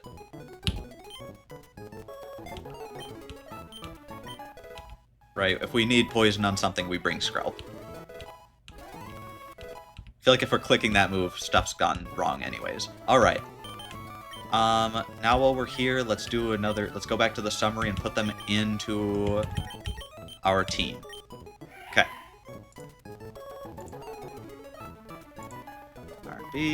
Okay, so we just got an Amora. That Amora's got Refrigerate, it's got a Mild Nature, it's level 17, its IVs are as follows. Not good, but not... Yeah, it sucks that this thing's IVs aren't great, although its attack stat's pretty good, which is nice, but its special attack is awful, which sucks. Attack is 29. Defense is 24. Minus defense isn't great, but it wasn't tanky to begin with. Special attack 0. That really sucks. We'll just have to deal with it, though, and 2 speed. It's slow, but it was already not that fast, so that's not as much of a problem as the rest of the problems on this thing. What's its moves? Icy Wind, Stomp, Thunder Wave, and Rock Throw. There we go, and the other Pokemon that we got was Riz. With Hyper Cutter, which is real good. It's level 17. I'm gonna have to look up exactly how Hyper Cutter works, but I think it just will be real good against Intimidate, it looks like. Moves are Quick Attack, Sand Attack, Struggle Bug, Feint Attack. There we go. What are its IVs like? They were pretty good, right? Yeah. 5, 24, 20, 30, 30, geez. This thing's got 2 30s just from like a wild Pokemon. And 19. And it's naive. Alright. Let's put them into the box. There we go. Perfect. That's genuinely great. Okay. So that's 2 more Pokemon. Let's get to the next area. Before we move on, we're out of Dewford, though. Let's see. This is Route 106. Can I fish on Route 107? No. Wait, no, I think I can. Just barely. Over here. I can get a 107 encounter, too, which we might do real quick. Let's double check that. Where's Pokemon locations? Alright. We can get our Route 107 encounter. Which, while it isn't good, it doesn't get better later. So I think we just go for something here and hope that we get, like, just not a Remoraid. But if we do get a Remoraid, at least it's out of the way. Horsey would be great, but not. I think it's a 40% chance of a Remoraid, it looks like. And then, what is that? 30% chance of a Horsey. And then like a 15% chance of a Carvana. That's not math. 10 plus 5 plus 5, 20% chance of a Carvana. Okay. It looks like whatever is good here. We just, yeah, we leave Eugene out front. Alright. Let's get another Pokemon.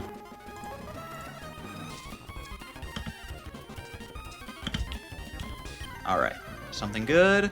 Ooh! Horsey again. That's huge. Horsey's so good.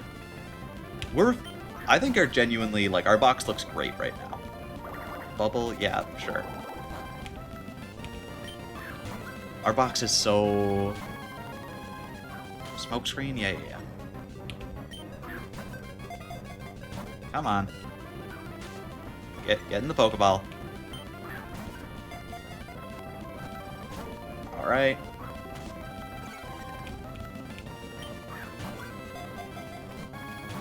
Come on. It's just, we've got plenty of Pokeballs, but I'd really appreciate if you just get in the ball. Alright, how much damage is Krabby doing to this Horsey? Level 8. It actually looks like Bubble Beam won't kill it, so we're just gonna Bubble Beam it once, even on crit. Yep.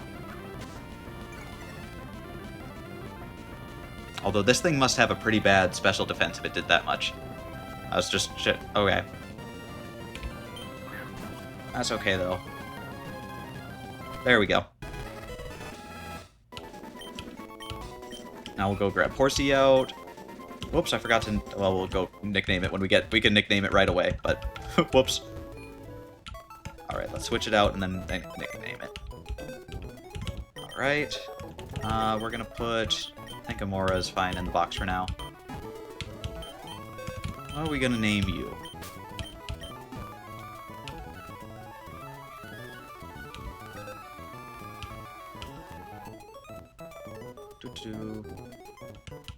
Alright.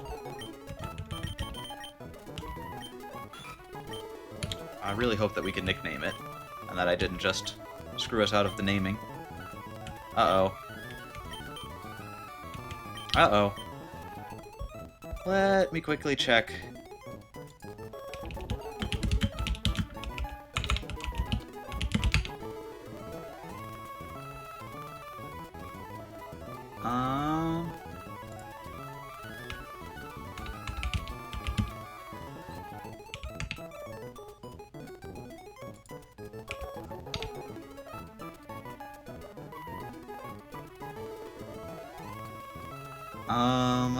Looks like we just actually don't have access to the nickname renamer.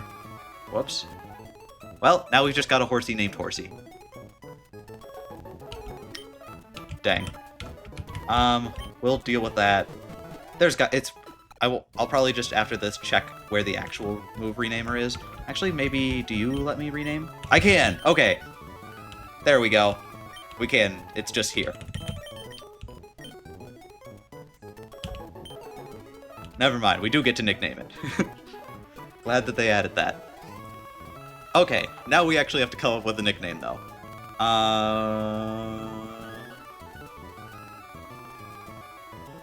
What do we want to call this thing?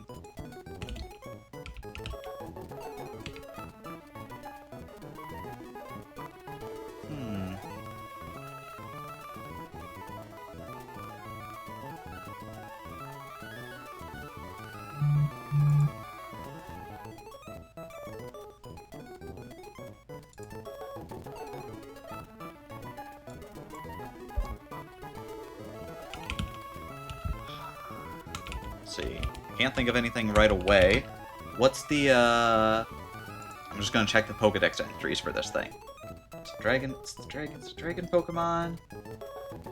It is. It's usually a hide in underwater caves, it creates whirlpools. But it is the what Pokemon?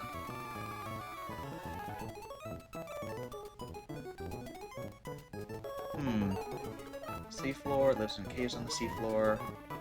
Gale said. A fierce battle ensues. This thing hates Dragonite? I didn't know that. That's a random bit of lore. Alright. Can't really think of...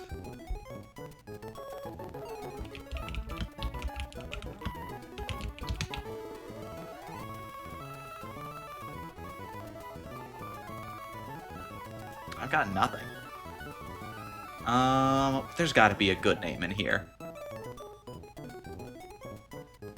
It's got Swift Swim, it's a seahorse.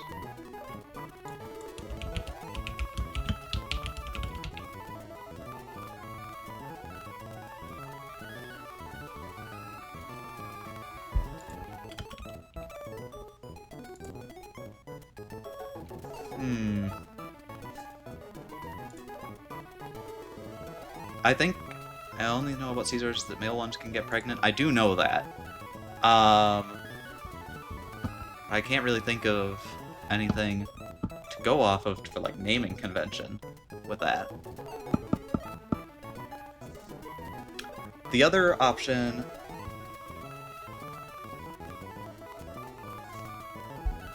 I remember I had a name for it last time.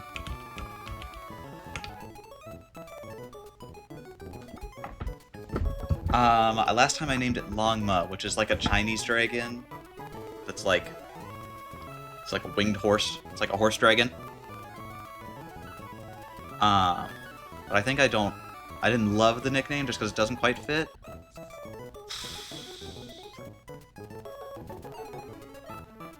The thing is, like, I would absolutely go for that. I just can't think of anything. Longma isn't bad. It's not good. But, okay, I'm gonna call it Longma, but we've got access to the name renamer, so if Blushu? What's the idea? Or Mushu from me? Oh, Blueshu. For like Mushu from Japan.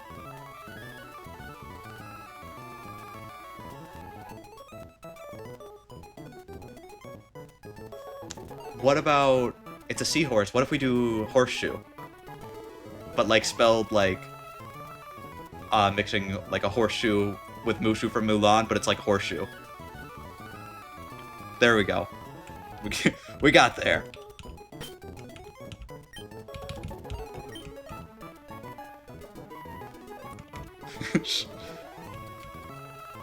How do we spell that?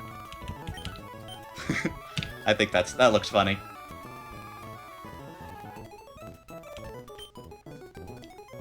There we go. Now we've got Horseshoe the Pokemon. Alright. Let's level Horseshoe up and get to... I'll put it into the Leer, that's fine. Then we'll put him into the Twister. Twister's actually pretty good here, I think. No? Level 17. Twister might not be good anymore. Bubble Beam. Bubble Beam is good. Bubble Beam is just better than Bubble. We don't need Bubble and Bubble Beam. So, Smokescreen and Leer can have their uses. Twister's fine, but just seems unlikely that we come across a dragon this early, but, you know, in case we do. Bubble Beam. Okay. Now we're just going to get a summary, and then this will be the last Pokemon we get for a minute before we go deal with all of the... And okay, and it does have Swift Swim. That's nice. Okay, so we've got this. It's got Swift Swim. It's Naive.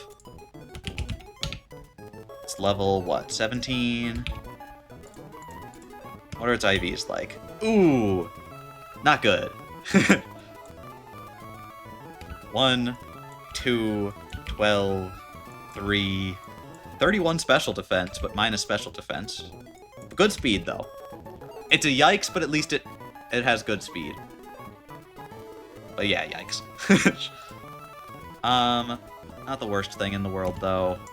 And the moves that we've got, Bubble Beam, Smokescreen, Leer, and Twister.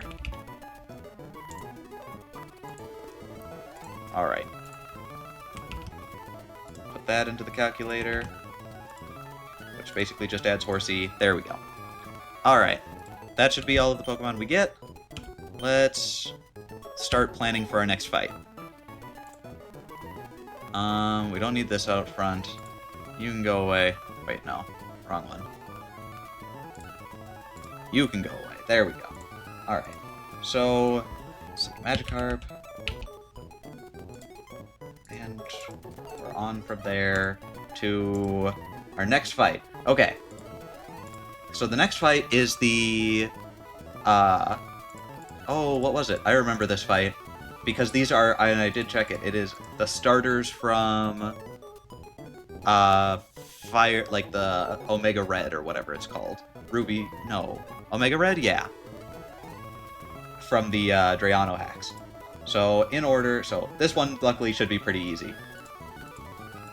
Yeah. Next couple of fights are going to be fine. So, first up, we've got Smoochum. Gets one-shot by most of our team. Right? What do we got? Something that outspeeds and one-shots.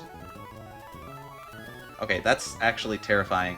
Gligar outspeeds one-shots with Feint Attack. Which is terrifying, to be clear. But it outspeeds in one-shots, so we could just have them both out at the same time, and it's fine. Scary, but yeah, always does 110, can't miss. Hypercutter, yeah. It's 29 speed, but we're 42. Jeez. Jeez Louise. And even with Never Melt Ice, we're fine. Okay, this genuinely does make me nervous, but it always works. Next up, what comes out? Next up comes Electabuzz, which doesn't outspeed.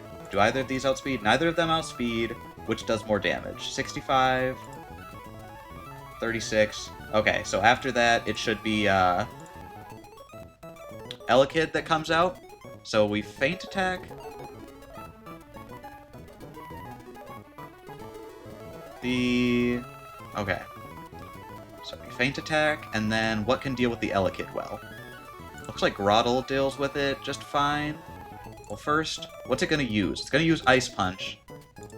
into Grottle, which is fine, because we can Razor Leaf.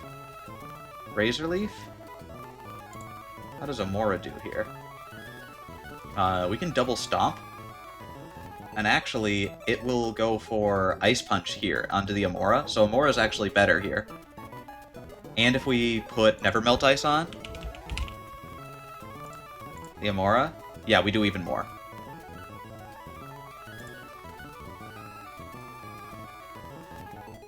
And then we get Magby, which comes out, which is going to try and Brick Break, and then we just Aqua Jet. Okay, so this is actually going to be easy. It's going to be a little scary. I'm just going to make sure. Like, yeah, they've got Flame Body, Charcoal, Vital Spirit, Hydration. What does Hydration do? Let's double check all of their abilities. So Hydration will cure itself any status during the rain at the end of each turn. That's not useful in this fight, so that's fine. Vital Spirit. What does Vital Spirit do? Prevents the it can't fall asleep. Okay, and Flame Body, we know what that does. Yeah, because if it makes contact, 30% chance to become burned. That's fine. So, other than that, they've got Never Melt Ice, and we see all of their things. So we know exactly what they're going to do and when. Yeah. This is an easy fight. Alright, so just to be clear, we've got out front against Smoochum. We just do Gligar because Gligar outspeeds? Or do we just do, like, take an Aurora... No, but Aurora Beam crit kills us. I'd rather not. Feint Attack from Skrelp always kills, but Psybeam crit kills us. Amora actually takes a Psybeam well. So it takes a Psybeam. And then probably Magby comes out. We do this. And then we bring out Grottle instead on... No, that's not a better line. Okay, you know what? I'm just real worried about Riz. I don't want Riz to die.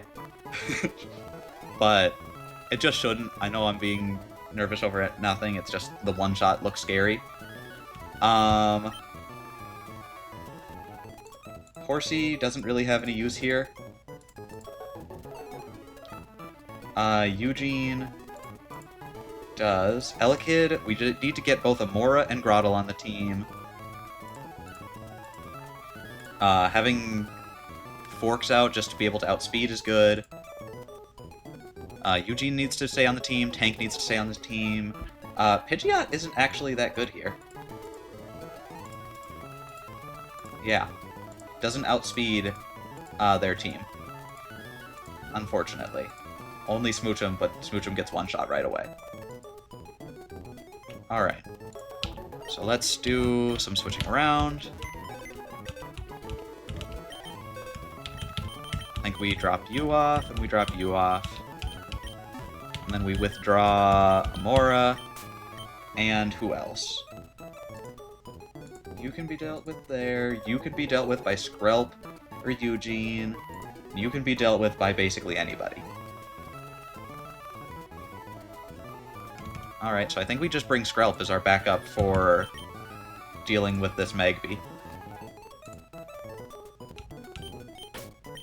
Alright. The other thing that we're gotta do is put the Never Melt Ice on Amora.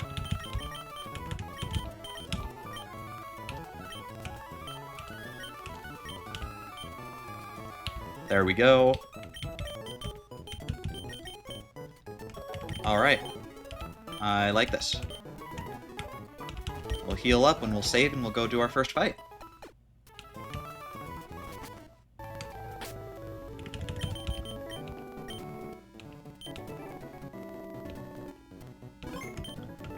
Perfect. We get to go along. This is Route 107, this is 108, and this is 109. So we can get an encounter here too, but I'm going to do that after... I'm going to wait a little bit for that. Alright. We just need to make sure not to get in any double battles. We've got our right Pokemon out front, right? Yep, Rizd is out front. Let's do this thing. There we go. It's real mean that they're all in hiding, though. Whoever decided that was real rude. Alright, we feint attack, and we kill.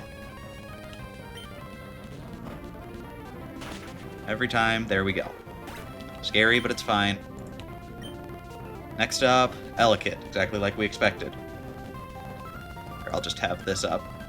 At this we go into Amora. It's gonna try and...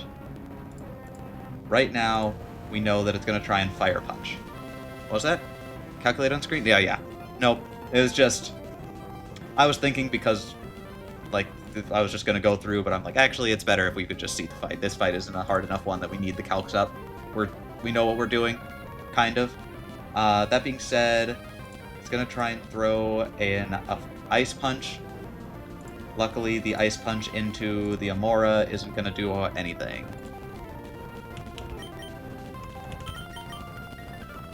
It won't go for Shockwave here because Shockwave isn't gonna do anything to Rizd. Ice Punch, exactly what we expected. No freeze. There we go. Now we've just got Stomp. We could try an Icy Wind. Does that do anything for us? No, even at -1 speed, we're still slower. So, with that, I think we're good to just... Stomp. Shockwave. Yep. That's good. Even another Shockwave can't do more than... What is that? 18 plus 9, 25? That's not math. 18 plus 9 is 27, which, that's on a crit. So a crit max roll doesn't kill, and a Stomp does. We just need to not get full parried here. Nope, we're good. Alright. Probably should have put a berry on Amora, but it's fine. We got Groudle as backup. Alright, now Magby comes out. This might be random move because we're pretty low. What are we at? 19? Actually, it's probably Mach Punch here. Because Mach Punch is outspeeds. But it outspeeds anyway, so I think it'll go for max damage. Although because we did anyways, it can go for any move. It can go for Brick Break or Mach Punch here. Alright. Our plan was to switch into... Krabby? Because Brick Break and Mach Punch don't do much damage. And then Krabby one-shots with Aqua Jet. Yeah. Should be done with this easy fight. Mach Punch, there we go. Aqua Jet. One-shots. There we go. Flame Body? Sure. Just gonna burn me for no reason, so I have to walk home. Thanks, kid. I do not trust these tubers on the beach. Alright, let's go get healed back up.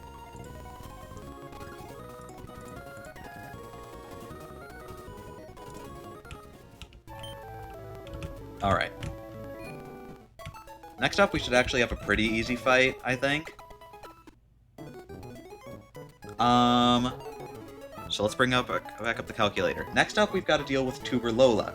Tuber Lola is also hiding, so we gotta be careful, but she has a Fletchinder and a Herdier. The Herdier can be dealt with pretty easily by our Groudle, just with Razor Leaf. With the triple Razor Leaf, we win. Yeah. It's got Intimidate, but that's not too difficult. We just have to come into it rather than it come into us. I will say all the rest of our team we do take a lot of damage, but we've just got so many faster mons that we can switch in. As long as we don't get two-shot, yeah. There are a couple, like Pidgeotto. We'll have to bring Pidgeotto, because Pidgeotto can deal well, but we can switch around. Maybe Pidgeotto can outspeed and drop its attack or something. We've got options. But that's not too worrying. Mostly this Fletchinder is a little scary. I think, though, yeah, Krabby should just absolutely destroy this thing.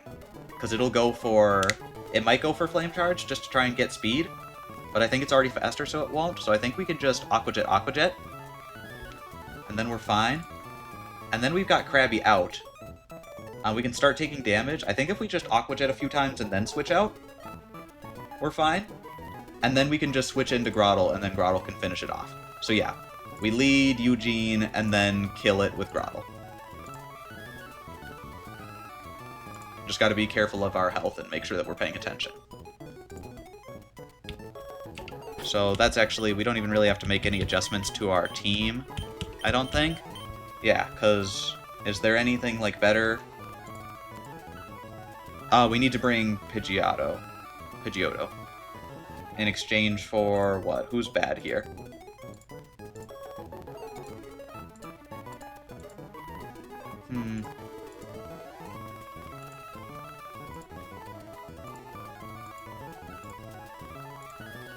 I think.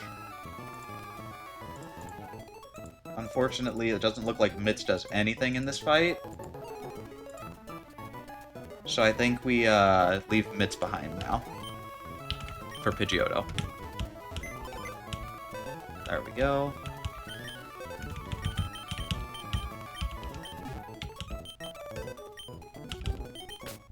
There we go. Now I've got that done. Heal up. And we'll get going to the next spot. Alright, we've got Eugene out front. This should be, I think this should be pretty easy. Alright, we'll pull back this back up. Also, I know we can get our Route 109 encounter. If I remember correctly, there was some encounter routing that it's actually better to hold off on that. Well, we actually have Choodle and Krabby, so we actually have a pretty good shot of getting a very good Pokemon. I'm just trying to remember, is there anything else that we can get in just a minute here that's, like, better? I don't think so, actually. We ended up getting kind of like the good Pokemon you can get. So it actually makes sense to get our Route 109 encounter right away, just in case it's useful, and it might be useful right now. So we are actually going to take a second to do that. I remember last time, because we didn't catch all the crabs, it wasn't worth it to get the 109 encounter right away, but now it is. Okay, yeah, so Choodle and we run away. Because we've got a lot of the bad Pokemon that we can get on this encounter table. So we can just keep trying until we get our good encounter. Yeah, right? Like, we've already got Krabby, we've already got Choodle, which are by far and away the most likely options. I think they're like 60% of this encounter table or something crazy like that. There we go, and now we get a Clauncher. Clauncher, that was something that we had last run, and it was very good. Alright, how does a level 10 Clauncher do?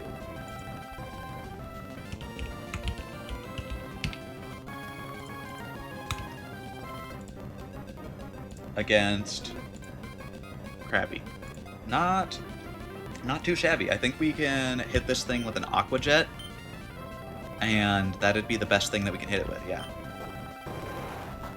There we go. Now even if we do another Aqua Jet, we can't kill it. Although a Bubble Beam super can't kill it, so we're going to do that instead. There we go. Vice Grip, there we go. Now we just throw Pokeballs. Alright. And actually Clauncher might be better for this fight, so we are going to go back and put Clauncher in. What are we going to name you? What did we name our Clauncher last time? I do not remember. Can't have been that funny if I don't remember.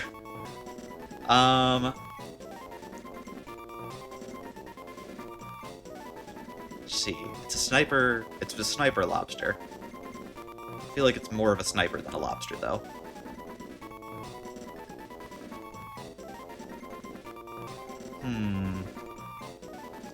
I don't have any good ideas. Again, anybody in chat ever wants to claim a Pokemon and have it named after them, you're more than welcome. Just have to let me know. But the chance that if that doesn't work, though, I'm gonna say James. I know, I was thinking that. The only thing is, there's a chance that we can get a Sobble later on. Can't send Bond. I see. It would time you out. That's unfortunate. Yeah, I was thinking about that. Weird restrictions. I know, I get it, but like, it's weird. What was I thinking of? Oh yeah, the only thing was we can get Sobble or Inteleon, which is literally like the spy Pokemon. So I was wondering if we wait for that, but it seems unlikely, and I think naming this thing James is fine. It's unlikely that we get Sobble, and if we do, we can just name him after a different spy. Actually, if we get Sobble, we're naming him Sir Patrick Stewart, because that's the person who... Sir Patrick Stewart is the actor who played, played Saruman and Dooku, and he was also the real-life person that James Bond was based off of, because he was in the British Secret Service, and did some very clandestine things that we are not allowed to know about to this day. But the person who wrote the book was good friends with Sir Patrick Stewart, and based the character James Bond after him. So if we ever get a Sobble, that's what we're going for. Alright, that being said, we have to go back and heal, but...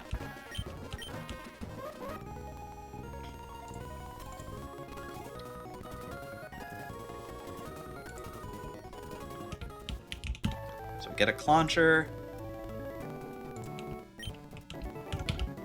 We have to heal, okay, and we have to check its stats and level it up.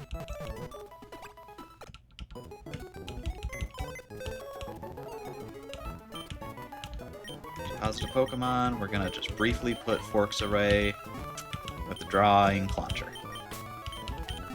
We're doing that because heal everybody up, and then we level up Clauncher. Clauncher might be very good. Let's check our Pokemon. Summary, what do you have? Mega Launcher, that's huge. IVs? Not as great as I was hoping, for sure. What do we got here? 27, 10, 1, 8 special attack, but minus special attack, that's unfortunate. 7, 20 speed's fine.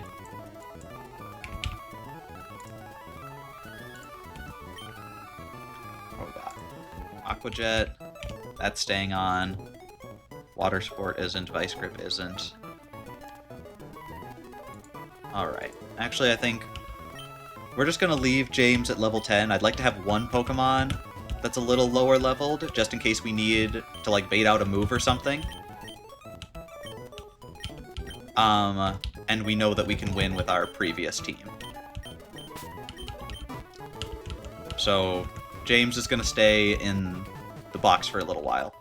Alright, that being said, let's go to the next fight. Alright. We should have an easy time, like we said. We know exactly what we're getting ourselves into.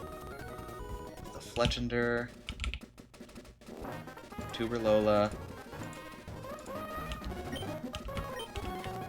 We've got the right Pokemon out front. Krabby's out front. Deals with a Fletchender just fine after that.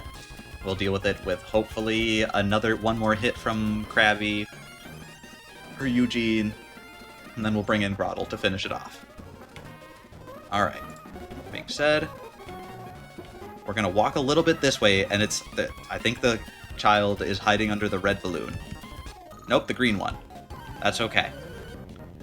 They're just hiding all over this beach. It's so scary. Alright, though. It should be fine, though. Aqua Jet. Once. Aerial Ace doesn't do that much. We Aqua Jet again. Easy peasy first mon. Alright. Next, the second one comes out. How much is this thing doing? Intimidate, that's fine. So we're -1 attack.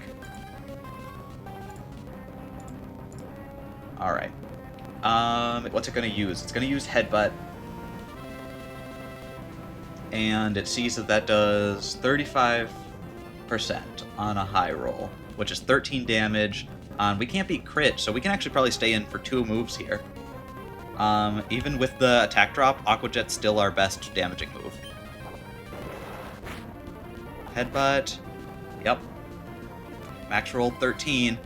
I'm trusting these calcs.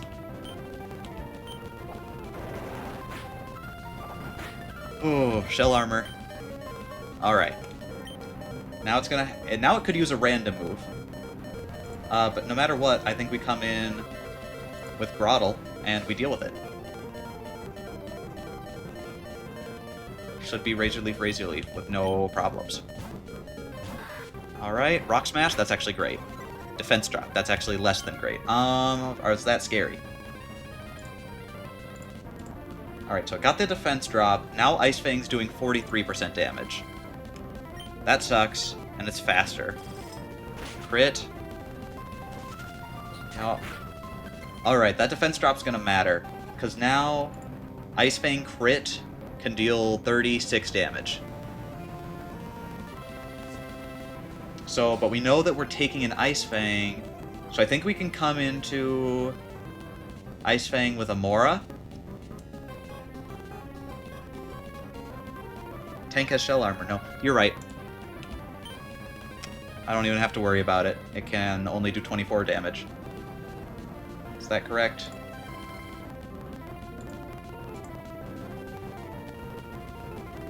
Oh wait, also it can't do 24, it can only do 18. I was looking at how much damage I was doing to it. So it super can't do anything.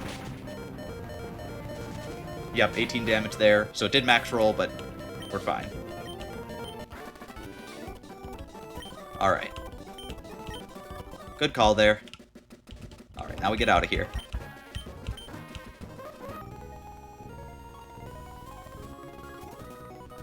Alright. Let's get healed up and start calcing the next fight.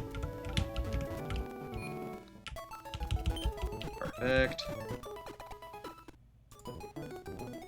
Alright. There we go. Oh yeah, next we've got Sailor Edmund, and then Fisherman Bill. Fisherman Bill, this fight's actually going to be a lot harder this time. Strictly because we don't have Fletchender, which wiped the previous fight. It'll still be probably fine, but all of these things have choice band, or choice specs, like Bug Bite or Struggle Bug. But that's not for another time, and it looks like Pidgeotto is going to do just fine there. That being said, right now we've got to deal with Wingull.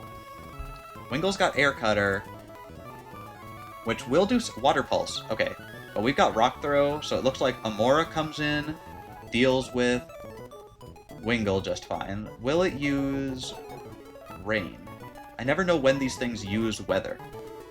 Let's assume that it's going to try and use Weather. Alright, if we take the damage, we take the damage. This Weasel, how do we deal with this Weasel? Water Pulse and Pursuit, that's a scary... Aqua Jet, Water Pulse, Sonic Boom, Pursuit is a scary, scary combo. That being said, it looks like Kadabra does pretty fine and outspeeds, but not in the rain. Alright. How about Absorbing? This thing has got Sonic... Okay, it looks like Groddle actually does pretty well into this Weasel. Because we can absorb for half the damage that we're taking. What's the... Okay, so assuming that it's faster, we have to come in, tank a Sonic Boom. So it's always going to do 20. 40, so we die in 3 hits, unless we absorb, in which case we'll die in 4 hits. So we get 4 absorbs. 1, 2... I think if we do 2 absorbs and a Razor Leaf, we always win. Alright, so Groddle hard counters the Weasel. How about Palpitoad? Palpitoad gets super one-shot by Razor Leaf. What else can deal with Palpitoad, though, assuming that Groddle is too low to deal with it? Actually, can Groddle just kill... What's the color? What does yellow mean? Oh, I see.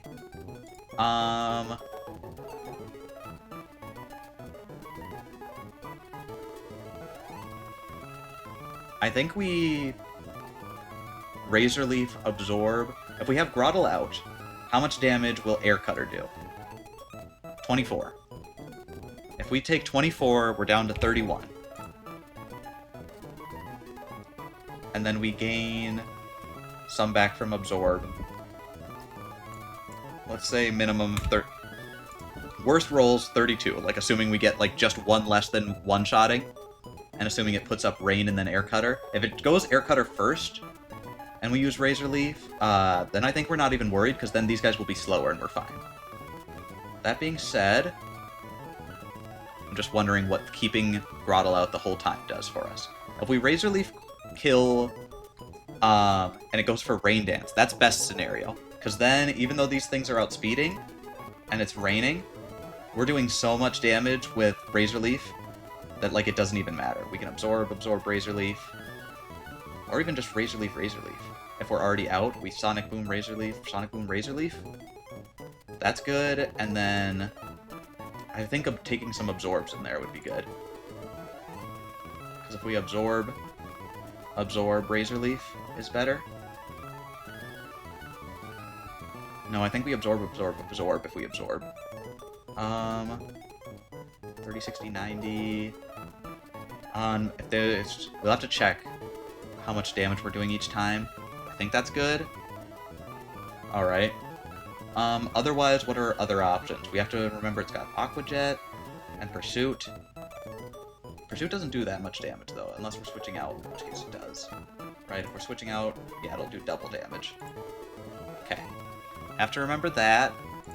Palpitoad. Let's say that Groddle can pretty easily take out the first two Mons. Well, how do we deal with this Palpitoad?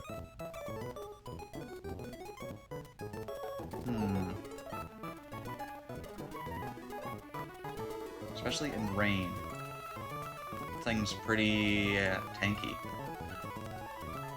I think we need Groddle to take out the Palpitoad, so I think we have to keep Groddle back, so I think we need another way to deal with this Weasel. So what can tank a few of these? Okay, so let's say we've got Amora out. Water Pulse does way too much. So Amora one-shots the Wingull. And then Weasel super kills. But it'll go for Water Pulse. Do we have any benefit if we come into a Water Pulse?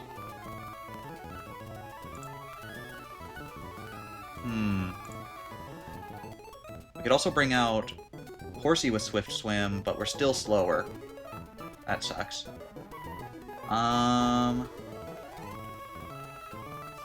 This Weasel's just so fast.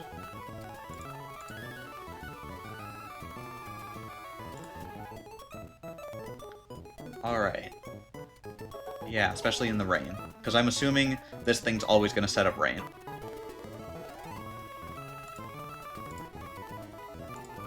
Can we...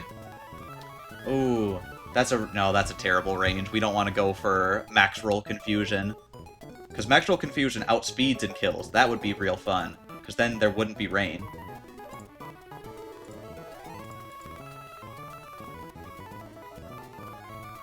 Right? And then we can two-shot outspeed. Or, yeah. Or come in with Groddle on the Palpitoad and kill it with an Absorb.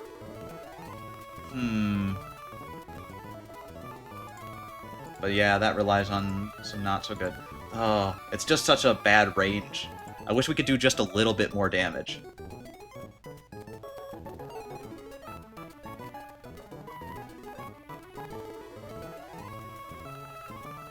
Okay, let me check the AI doc. How does Rain Dance work?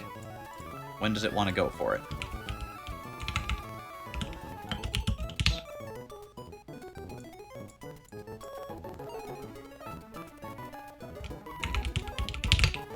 I remember, like, there wasn't really much on when it goes for specific moves. Destiny? Yeah. Belly Drum, Shell Smash.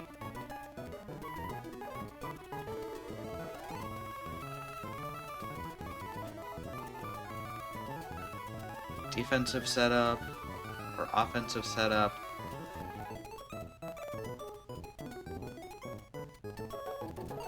General setup? Okay. If the Playermon can KO AI, the AImon will never set up. If the Playermon has Unaware, unless a move is power up, it will never set up. Attack. Okay, I assume that it will always set up because it doesn't see a kill. And it's... yeah. So it's going to set up rain.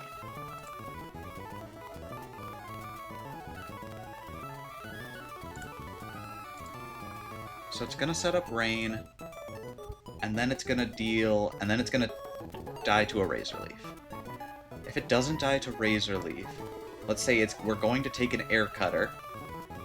Is there anything, and we can get a free switch in, like taking an Air Cutter instead, so that we can have something against this Buizel. What do we want against Buizel? How about you? How well do you take an Air Cutter? You actually take an Air Cutter very well, and then you outspeed. How well do you deal against Buizel? Not well. Okay. You can hit it real hard, but then we have to switch something else in. And that's probably... we can probably have something better. What takes an Air Cutter real well? Amora does. Krabby doesn't. Tyrogue doesn't. Pidgeotto does. But Pidgeotto doesn't outspeed. So we're gonna take 2 hits. Gligar... Gligar does? Gligar doesn't, and Gligar outspeeds. So we could come in, tank an Air Cutter, and then have Gligar out against the Buizel, but that thing's definitely gonna kill after we take a hit. So that's not useful. Can we have Horsey come in on the Air Cutter? No, that's not useful. Honestly, having Kadabra come in on the Air Cutter, take 30% damage, and then 50, I know we're dead to crit, but otherwise I think we're fine. But no, then we're dead to switch out. And it's got Rain, because it'll definitely go for Pursuit. When does it go for Pursuit? If Pursuit can KO Playermon, it'll basically always go for it.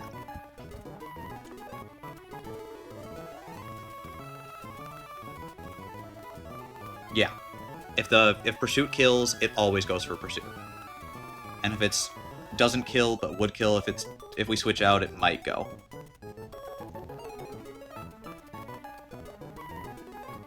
Alright.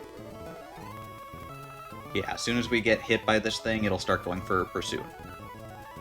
So Kadabra doesn't do well here, because we can't really stall out the rain. Yeah.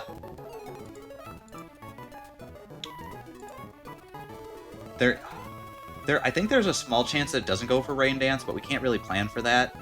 Because if it does go for Rain Dance, we just have an easy time of this fight, comparatively. So I think we have to leave Groddle out, Razor Leaf, tank an Air Cutter, and then tank a Sonic Boom. How much does Air Cutter do again? 24, so yeah. And then we heal from Absorb the second time. Assuming that we're slower, we get hit by a Sonic Boom, and we recover. So we get hit by Sonic Boom, which does 20, which puts us down to 12. And then we recover. How much are we recovering? We're doing 15 to 18, and we're recovering like half of that, right? No, less than that. What is the percentage that we're recovering? I can never tell. Oh yeah, and then it's gonna get its Rindo Berry. Forgot, what is this thing? It gets an Oran Berry, but that's not... doesn't matter. The Oran Berry doesn't matter, the Rindo Berry might. What does Rindo Berry do?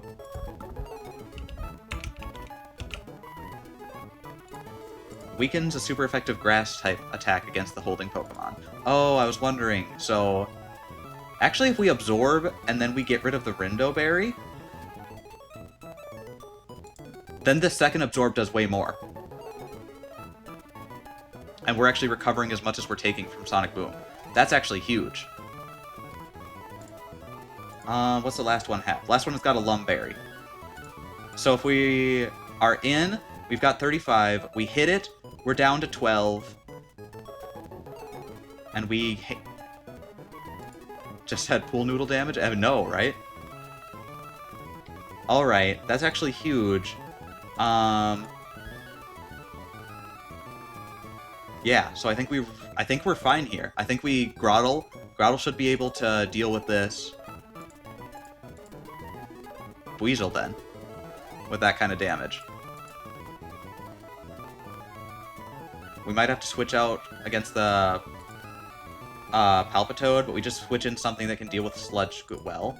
So what can deal with Sludge and then kill?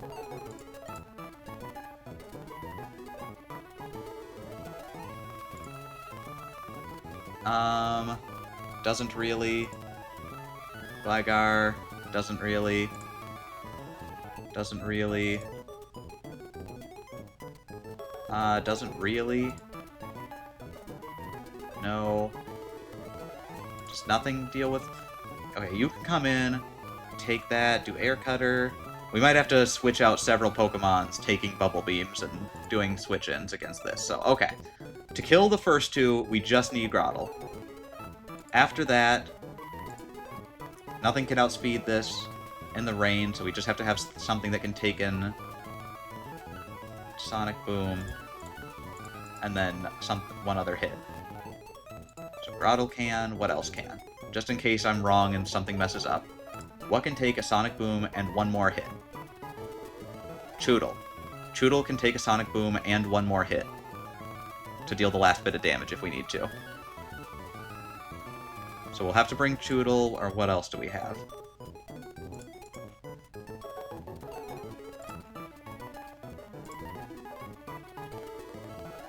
Yeah, so we have to bring Choodle to this fight? Okay, I'm gonna have to start writing this down. This fight's complicated without fletching.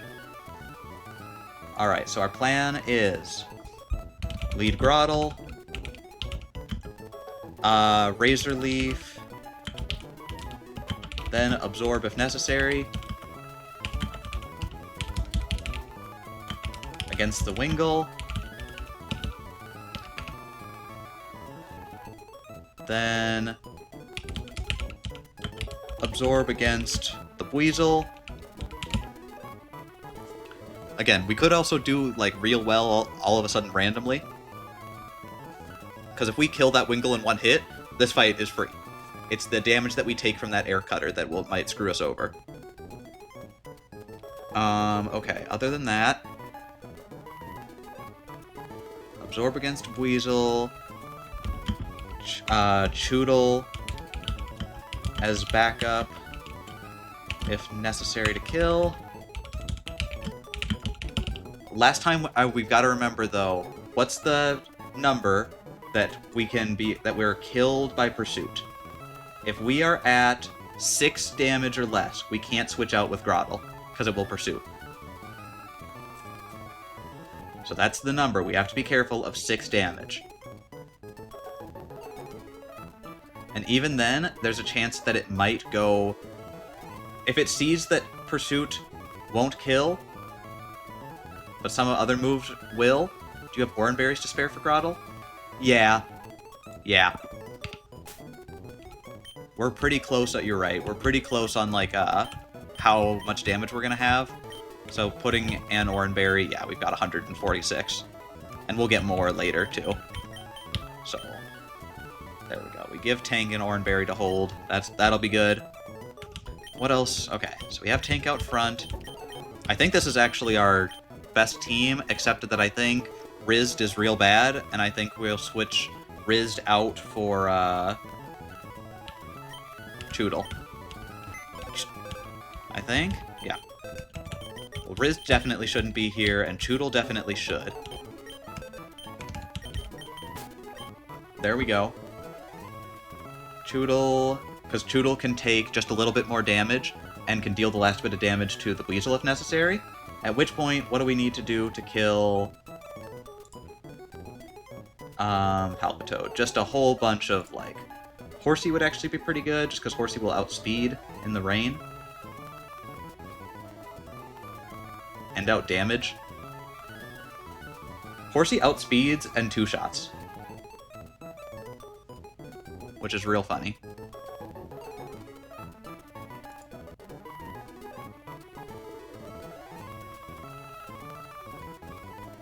There's also a minor chance... No, if we've got Grotle out, Palpitoad never comes out, because Palpitoad can get 1 shot. Okay, so that's not something we've got to worry about.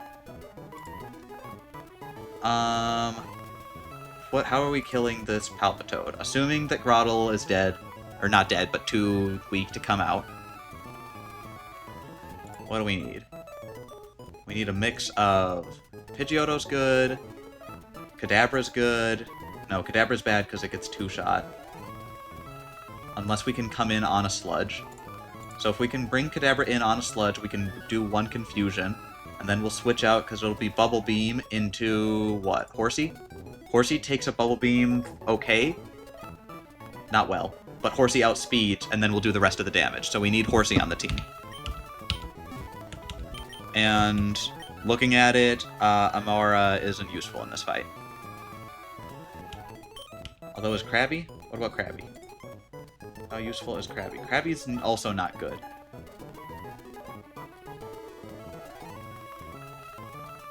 Yeah. But worse, but better than Amora, because it's got Aqua Jet. Horseshoe with the Swift Swim is going to be super useful here. Alright. And actually, just in case, it looks like there's a minor range for Horseshoe to die. So, but only if we're like, it's very low, so we'll actually have to give an Oran Berry to Horseshoe as well. Alright. I think we're ready now. Let's go do this.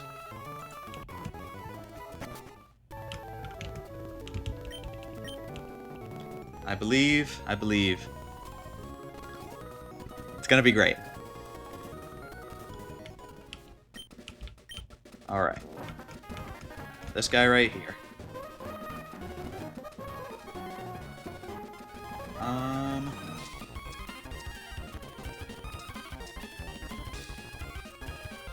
Yeah. Alright, here goes. Got everything ready? Yep. Let's do it. We've got this. Alright. Sailor Edmund comes out with a Wingull. Razor Leaf, Rain Dance, that was what we expected. Razor Leaf won't kill here, it just doesn't do enough damage.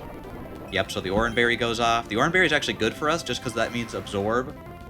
So now it's raining, so Absorb is extra good here. How much are we doing with Absorb? 40 to 48, perfect. So we're going to take an Air Cutter, can't crit, 35. That was on the better end of rolls, and that Absorb misses. That sucks. Well, there goes that roll. I didn't even... What is that? Genuinely...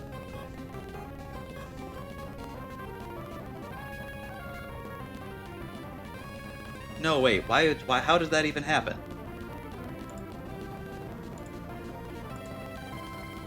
Minimum Razor Leaf should do 89. Right? 33 damage. Plus the minimum of 33 plus 15 is what?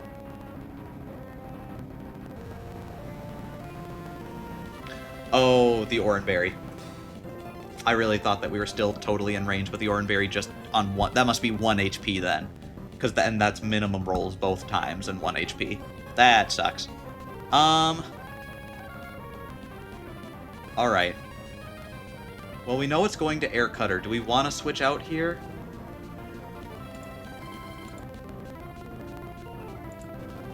Do we want Choodle to take an Air Cutter? No. We need something that outspeeds.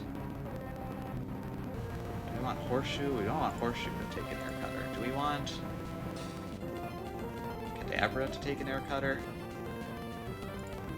Alright. How much damage exactly are we taking from this thing? That real sucks. The problem is we kind of needed that healing, so I think we have to, like, have a good, like, easy time with Buizel. Alright, how much is Air Cutter doing? Air Cutter is doing 18 to 24. Assuming that we get hit for 24 here, that's 1, 2, it's 22 minus 40, 18 minus... 22, wait. Why can't I do basic math? 40 minus 22 will leave us at 18. After Absorb will be at 19. I think we're dead to Sonic Boom, which does mean that it'll go for Sonic Boom, so we can switch something else in. There's nothing else that can actually deal with it after taking a Sonic Boom. We might lose something here, because nothing outspeeds and can take a Sonic Boom. Right, except for Tootle? Tootle can.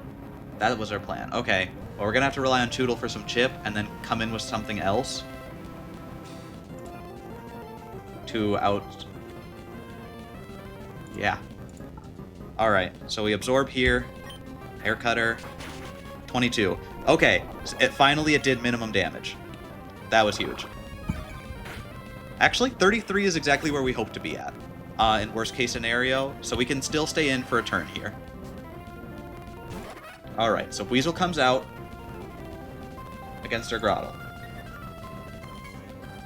We absorb here, it uses the berry, it Sonic Booms. 13.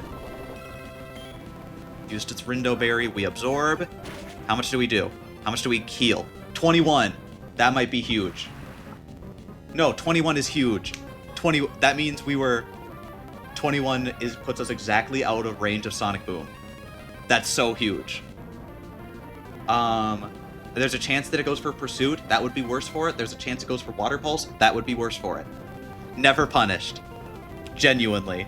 Now that the Rindo Berry's gone, how much are we doing? Well, how much did we just do? We should be able to know exactly, because we healed, what? From 14 up to... Alright. 32... And now that the Rindo Berry's gone, we do how much?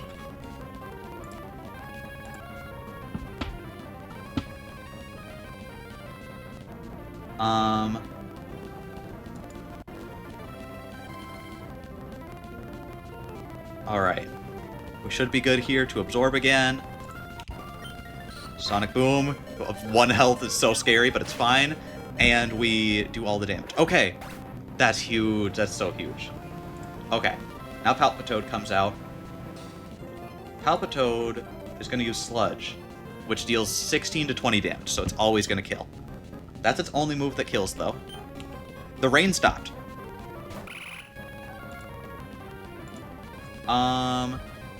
Palpitoad... So the rain stopped, but it's faster and it sees a kill.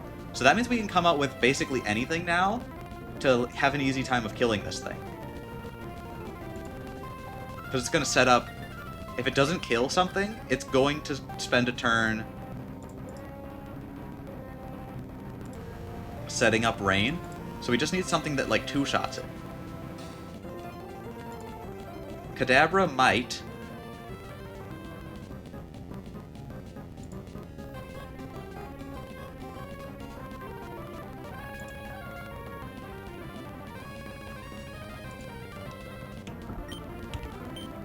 I think it takes us... I think Kadabra just might, and if it doesn't, we can switch something else in. So Kadabra takes the Sludge just fine. There we go. Crit, that sucks. That might be... But we're not in range of anything else killing, and it's slower, so it's going to go for Rain Dance here. And we just Confusion. Ooh, it went for Bubble Beam instead. Okay, so it's probably... So double crit, but we were aware that that was a possibility. So that just means it's probably not going for Rain Dance. And especially because it can see a kill now. It's going to be Random Move. What can tank a Random Move the best? Probably Pidgeotto can come in and tackle. Or Air Cutter. Yeah, Air Cutter probably. Otherwise, how does Eugene deal? Eugene takes way too much damage from Mudshot. So yeah, we come in with Pidgeotto, or Ace.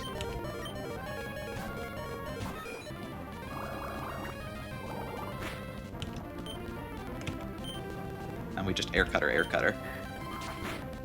Crit, nice. Okay, so it Rain Danced, so now it's faster. But I don't think, even with Rain, how much is Bubble Beam doing? Bubble Beam in the rain is doing 27, plus half of that is 14. Again, so 30, 41 damage. Okay, so a crit would kill. Crit Bubble Beam kills. But Horsey takes a crit, or a Bubble Beam, and then outspeeds in the rain now, because of Swift's Swim, and then can use Bubble Beam. Horsey, come in.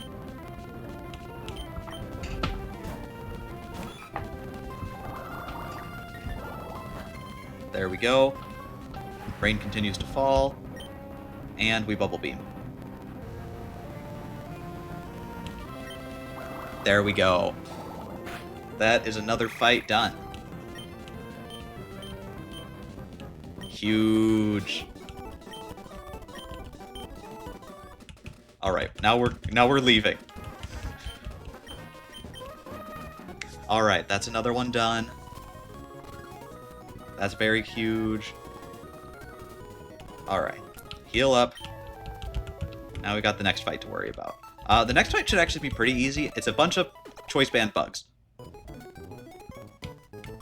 So, absolutely, because it's choice band and they each only have one move, we are definitely leaving forks behind. We have any... Heart can't handle this game, I know. Surviving on 1 HP was genuinely crazy. The fact that if we'd gotten bad rolls, just like a 1 HP worse roll, and I know that we could have when I calced it, we might lose that fight. I genuinely can't believe that we got that. But I'm happy about it. Okay, next fight though, we'll bring up the calculator. This one. Luckily, for this one, what is Light Oko hard counter? It's 4. Okay, so yeah. Luckily, we can just have Pidgeotto out here and just start air cuttering all of these bugs. Let's see.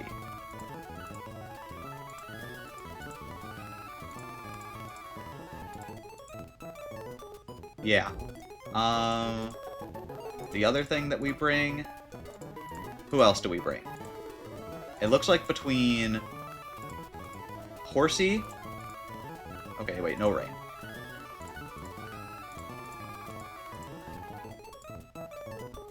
Between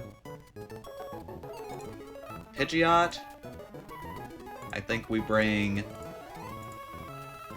Looks like for a couple of them... Yeah, Gliscor, Pidgeot...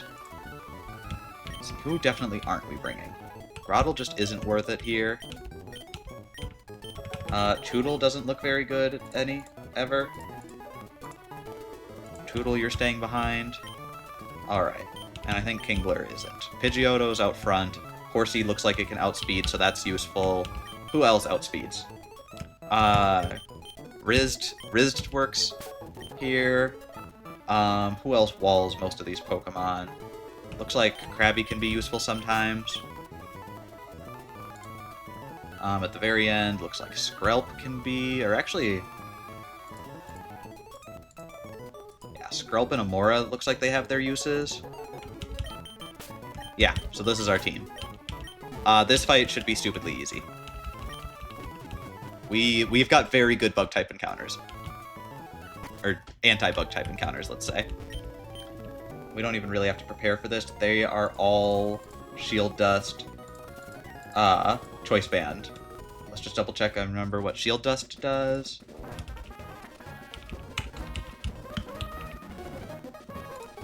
Blocks the added effects of attacks taken. So yeah, just won't be, like, stunned. Okay, that's actually a very good ability, but it isn't going to matter for this fight.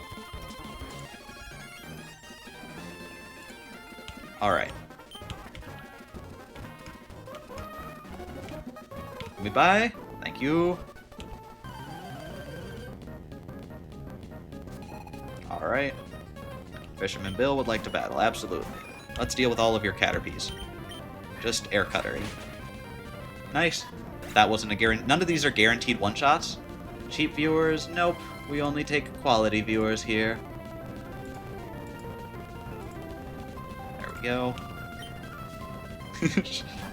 Alright, next we've got a Wurmple, which I think should just lose to Air Cutter again.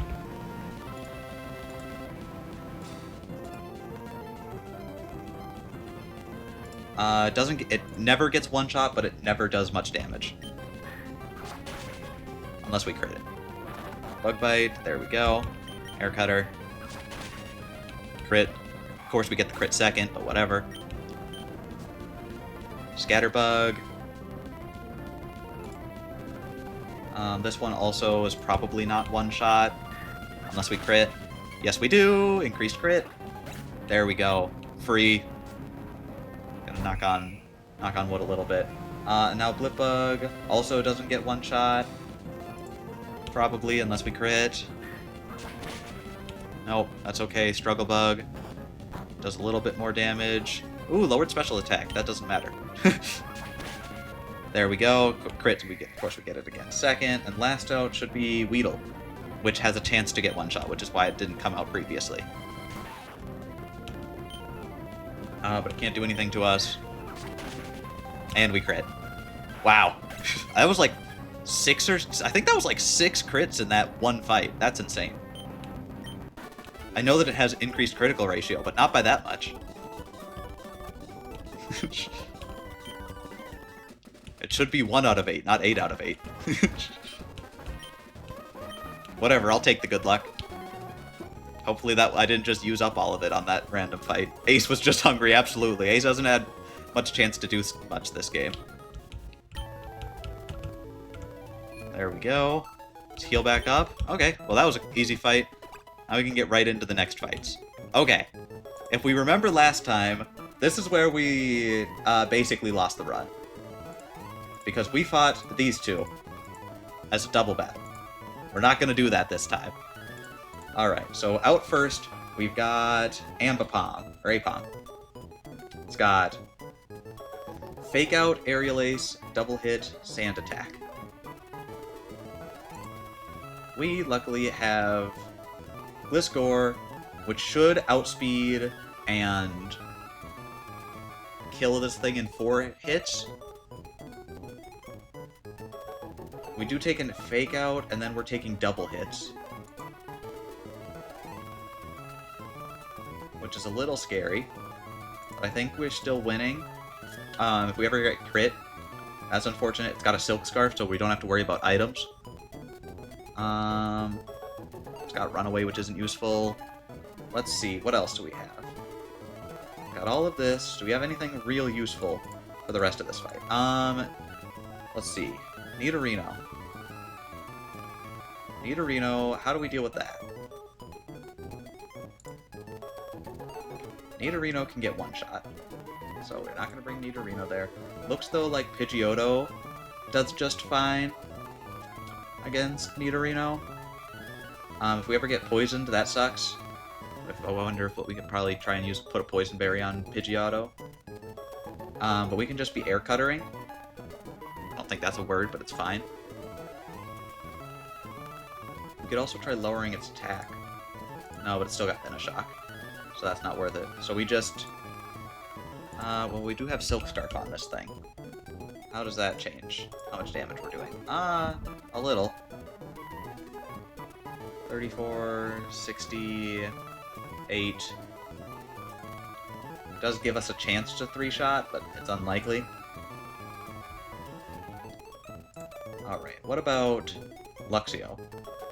Luxio is probably going to use Spark whenever it comes out, and then we can just switch into Gligar. So I'd actually like to keep Gligar to deal with the Luxio, because that's just an easy win. So for the Apom, we outspeed, but it has Fake Out, so that's going to be a problem. So I think we bring out... Ooh, actually, it looks like Amora does just awesome here. Yeah, Stomp Stomp.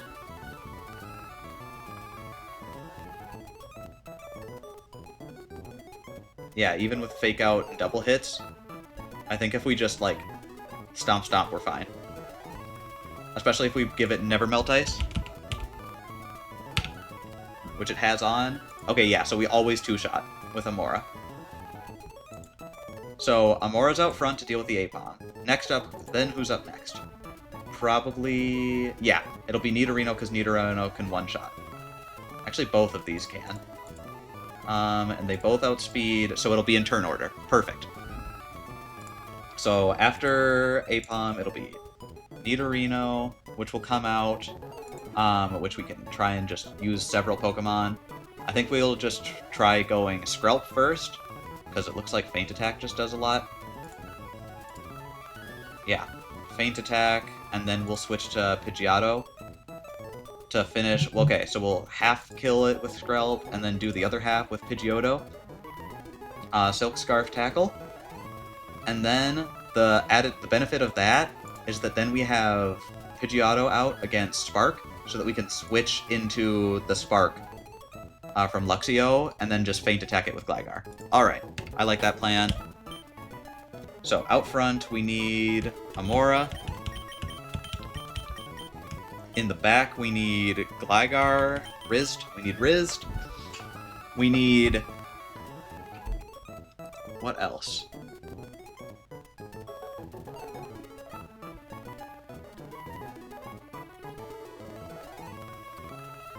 Pidgeotto, which we have. Never Melt Ice on the Littlefoot, which we have. We've got Rizd out. What else? We need to bring Skrelp and Pidgeot. We've got Skrelp. We've got Pidgeot. We've got Eugene. I don't think Horsey... I don't think Eugene is useful here. Yeah. Eugene's taken way too much damage, so I think Eugene's gonna get dropped off in favor of Grotle.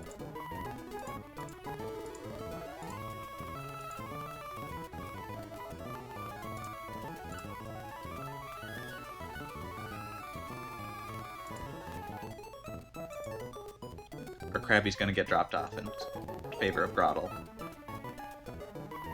Actually, it looks like Horseshoe's worse. Alright.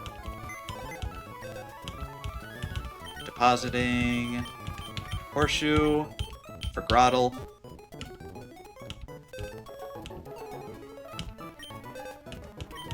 There we go. Perfect. Alright, now let's go do this fight. We should have an easy time of it. Right? Just to make sure... oop, that's not where I went to go. Let's make sure we've got the right Pokemon out front. Yep, Littlefoot deals with the Apom, then the Nidorino comes out, then we switch to Skrelp, which does half of the damage, and then we switch to Pidgeotto, who will do the other half, at which point this thing will come out, which we switch to Gligar to kill it. If we need to, at some point, we can have Horseshoe or Grotle in there, if needed. Or Eugene and Grotle. Eugene might be good at killing the Nidorino, although it takes a lot of damage, so yeah, but if we need just an Aqua Jet or something. And that'll also draw out the Spark. Okay, I feel like we're good here. Let's go. We just have to be careful not to have this be a double battle. I'm just gonna say, in case I really am misremembering how this works, and we do get a double battle, how does this work? Mienfoo gets killed by... gets one-shot by Kadabra, which is cool. But otherwise gets hit by... how do we have both Amora and Gligar here? From the cave, and this is Run and Bun. This is Pokemon Run and Bun, in case that wasn't. And Steven's room in Granite Cave is counted as a separate encounter. I don't know why, but in every document I've seen, Steven's room is a separate encounter. So I got Amora from Granite Cave, and then Gligar from Steven's room. I don't know why, genuinely don't know why it's counted as a different encounter, but I don't think it normally is either. But when I was looking through the documentation of Run and Bun specifically, it is counted as a separate encounter. So that is why. But I absolutely do agree that it is not usually. At least in a normal run.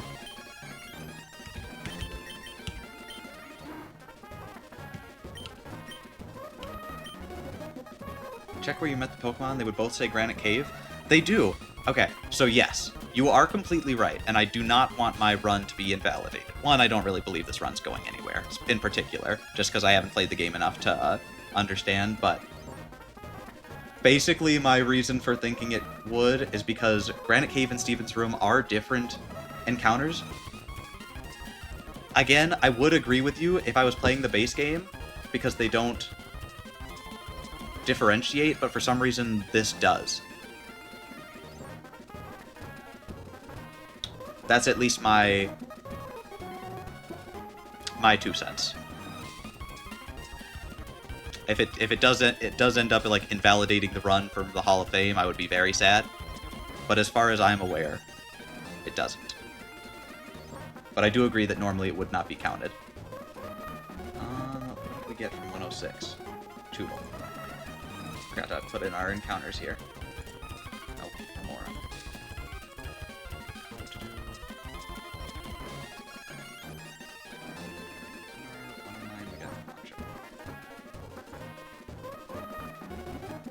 Alright. I think we should be good to go into the next fight. The only other thing was to have Tank in 2nd place in case we accidentally activate the double battle. Alright, so let's save. There we go. Alright. Let's do this thing, I believe.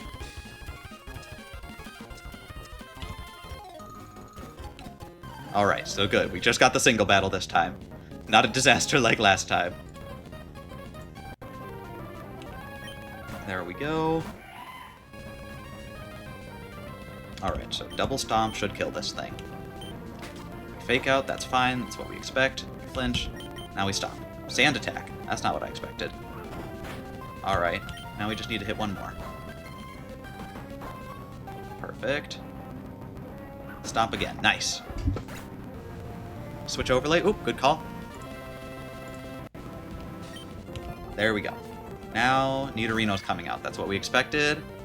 Alright. Nidorino here should be using double kick. The best thing that we can bring into double kick right now is Skrelp.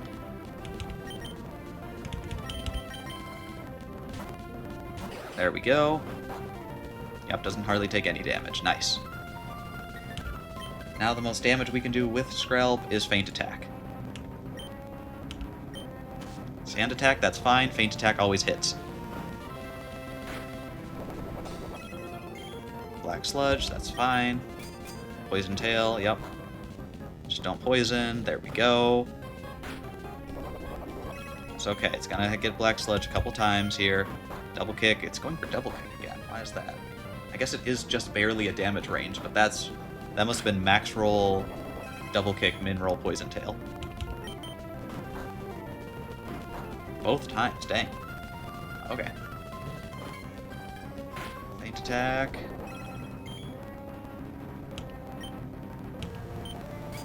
Poison tail, that's fine. Alright. And I think Feint attack shouldn't kill here. Yep, just barely not. So now we have a question of we really need Luxio to use Spark when it comes out. So we need to kill this thing with something that will guarantee that it will use Spark and no other moves. How much is Bite doing to Skrelp? It's doing 10 to 12. So after taking another move, its Bite will begin to kill, so it might use Bite instead of Spark, which would be bad if we go into it with Glasgow. So I don't think we want to stay in with Skrelp. What I think we want to do is bring Horsey out, I think, to take anything but the double, yeah. Because it won't be using Venoshock here. Probably. Will it? Does it have a chance to use Venoshock? No. No, it definitely does.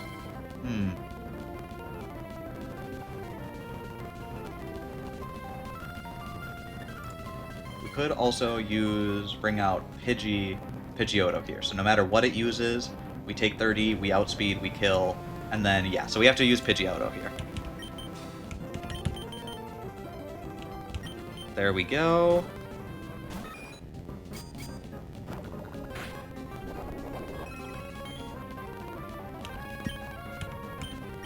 Now we air cutter, because max accuracy. Now it should be Spark coming out from this Luxio. Intimidate, that's fine. We switch out into Rizd. There we go. Howl, that sucks. Alright, so it howled. It's +1 attack. That's not really good into Gliscor, which can just start using Feint Attack. Alright.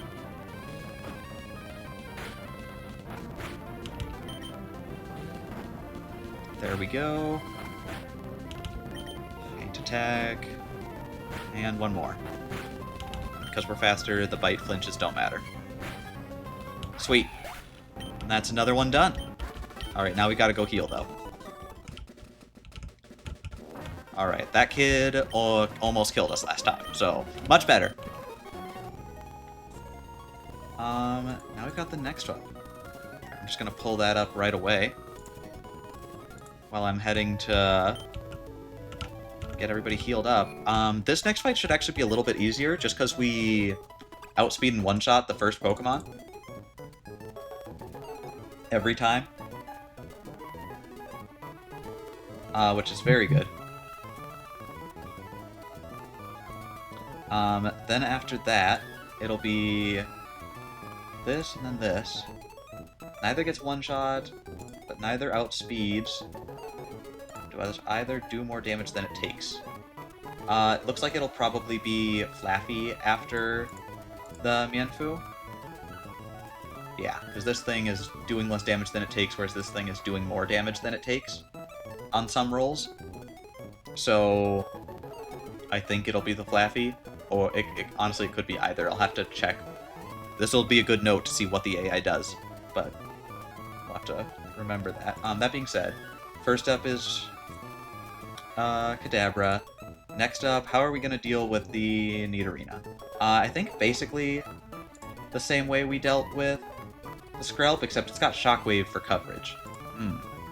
That's kind of scary.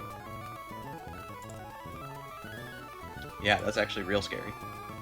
I think we actually stay out with Kadabra and outspeed and just kill this thing as well. Because even if it goes for Toxic, we can Confusion and always kill. And if it poisons us, we poison it back, I think. Although that's a poison type, so actually Synchronize might not work there. Grottle's usually really good against the Nido twins. Kind of. The problem is Venoshock does way too much damage. Because if it's a special poison move. That's really holding us back. But yeah, usually. Usually it would.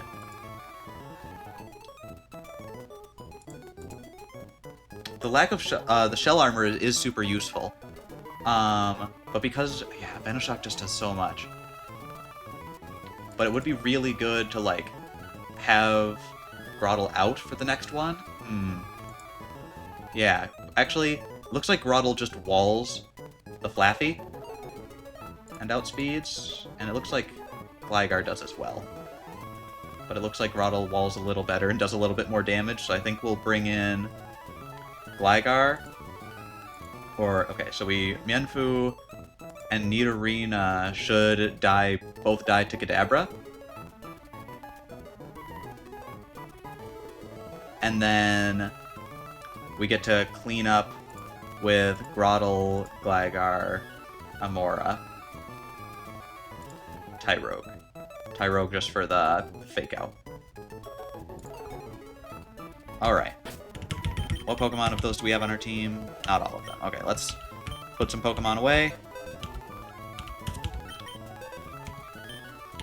Alright, who didn't we need? We don't need Pidgeotto for this one. We don't need Skrelp. We don't need Eugene. These three could be useful. And who else? Tyrogue for Fake Out. You're out front, so you're needed. And who else did I say? Gligar. Amora, Tyro, Grotto. 1, 2, 3, 4, 5. That's only 5. I guess Pidgeotto can come too. Alright. Heal everybody up.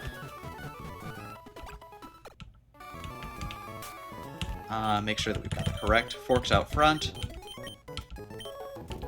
And let's go do this fight. This should be pretty easy with getting the Kadabra in the very first piece of grass on Route 102 is super useful. I know it was useful, and it made the first fight a lot harder than it needed to be, the first boss fight, but now having the Kadabra is so good, even though it's only got confusion. Alright. And then after this, the beach is clear, which would be huge to get done today. So yeah, as soon as we go past that, we'll be in our fight, but we should be all good. Alright. There we go. Mienfu, Forks. Forks uses confusion and just absolutely destroys this thing. Perfect. Now we've got Nidorina, which should get two-shot by confusion. There we go, almost one-shot. Venoshock, crit. That's honestly the best thing that we could have hoped for. Not the crit, but it using Venoshock, because that just means it was useless otherwise. And, even more than that, it didn't get the poison point. No, wait, poison point's only when we make contact, not when it makes contact. Alright. There's that. Now it's got Flaffy. Flaffy is absolutely about to shockwave us to death. So, we are going to get out of dodge. And I think we just go to Rizzed. And then after that, Thunder Wave, yep, doesn't affect. And then we can Feint Attack a few times for free while we're taking Fire Punches or Confuse Rays. Yep, Fire Punch, that's fine. Just don't get burned. If we ever get burned, we'll switch out and then finish it off with Grottle. Or get Confused, that's the other one. Became Confused, that's fine. Now we switch to Tank. Tank should... yeah, Fire Punch just doesn't do that much damage. Physical moves on no stab doesn't do enough. If we get burned here, that would be sad, but we don't. Now I think Razor Leaf finishes this off. Or we could go Sand Tomb. No, Razor Leaf has just a little bit higher damage. Alright, I think we can finish it off on the big screen. There we go. And crit, for no reason. It might have mattered if it was a low roll. There we go. That's the beach. This was a huge roadblock to us last time. Do you have... wait, chill at my papa spot? Dang. Alright. Let's go get healed up. And... alright, we've actually got an optional fight ahead of us, which we might go for this time, because we have pretty good Pokemon for it. We've got an optional... we can't go... so, let me get my things together. No more surprise beach children, I know. So we've got an optional encounter up here. We can't go get our Route 110 encounter unless we choose to fight this person. This person is optional, especially right now. If we fight them, we can get a Route 110 encounter. But they're difficult. So we'll see about that. We also get now our Slateport encounter, so we can do that in just a second. And if I remember, there's somebody here who's giving out black glasses. Is it you? Or is it somebody in the battle tent?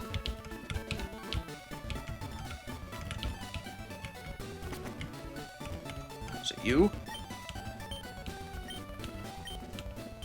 I know that's... alright. Is it you?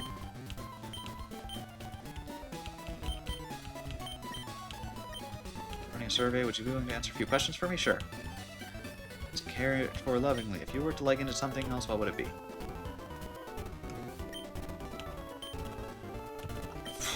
I don't know. If I were to liken the Kadabra, I think it would just be Speedy. Oh wait, these are literally...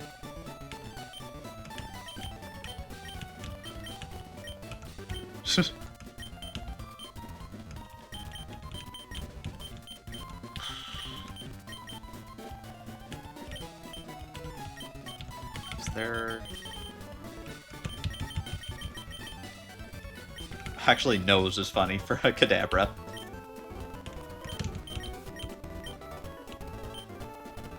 This is like a menu nightmare, I know. Might be a little on the tough side. Here goes. What's a Pokemon mean to you? Pokemon?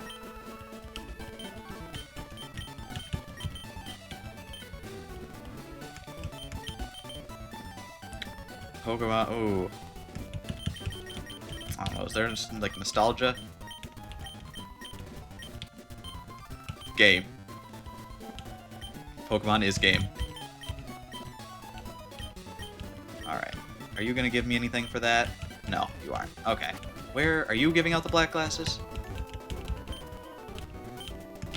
Somebody is around here.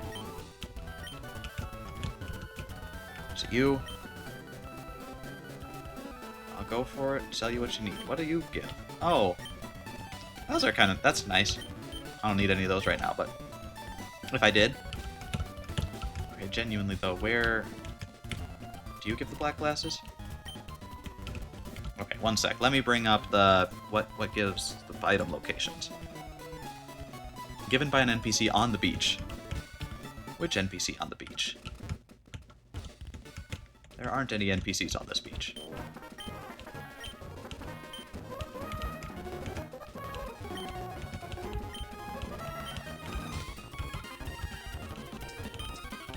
I think it's literally just in there and I can't get it until story progress happens. Alright. That's fine. Alright. So we can start... Okay, you know what? Let's catch our encounter in Slateport right here. Actually, do we want our Slateport encounter right now? Let's bring that up. Bottom of the beach and battle 10 to top left for soft sand, black glasses. Oh, thank you very much.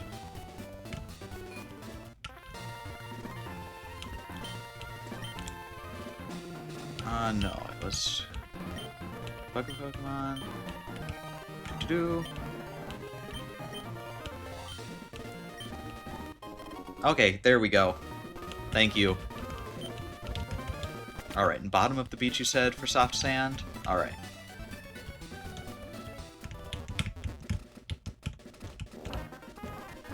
So these guys?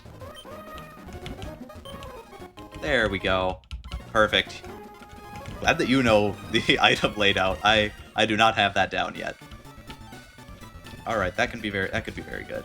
Who are we gonna put those? Probably Grotle can take the soft sand for now, even though we've only got the one move. Still might be useful. I don't think anybody else has a good ground type move yet. And then the black glasses could probably go to Gligar, just for doing feint attack. And we can always switch those if we need. Alright. That's super good. Okay, now let's start calculating out our next fight. So. Oh wait, before we calc it out, we should grab our Slateport encounter. That's what I was doing. Okay. Run and BUN data, Pokemon locations. Let me bring that up. Alright, that should be on screen now. Okay, so Pokemon locations, we've already got our 109 encounter. We've got Slateport. If we wait, we can get like an Anorith, a Lily, Slowpoke, Slowbro, Slowking. Not great, but not terrible. Right now we can get Horsey. We've already got our Horsey, so that's fine.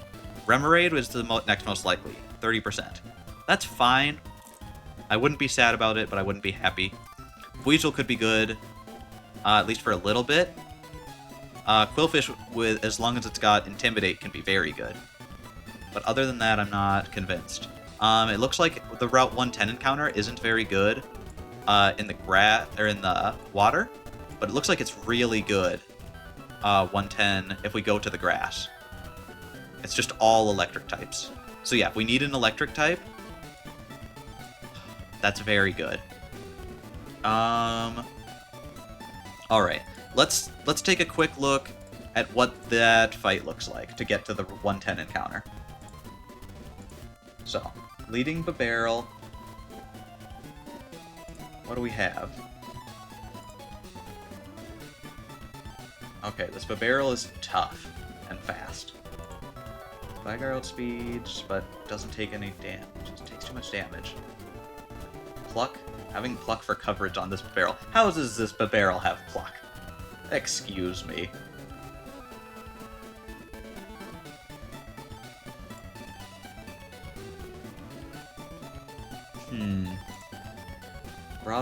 Grottle's doing 76. Are we outspeeding? No, we're getting outsped.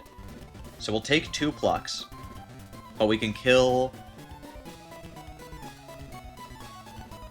34 at 5.7 and 64. We actually can Razor Leaf absorb. So we can get some of our health back. That being said, what comes out next? Probably Ponyta. Otherwise, it would be what? Does Ponyta outspeed? Yes, Ponyta will outspeed and kill, so it'll probably be Ponyta at that point. Sunflora kills, but doesn't outspeed. Or Dustox. It could be Dustox or Ponyta, but I think because they both outspeed and kill, it'll go in turn or in party order, so it'll be Ponyta. For Ponyta, looks like Skrelp will do just fine. Can take a Flame Wheel and then start Water Gunning and win. At that point, what kills... Electric comes out and can kill the Skrelp. And it outspeeds and kills, and I think, again, turn order, it'll always do that. Let's see, if it goes for Shockwave, we bring in Gligar, and then we start Black Glasses.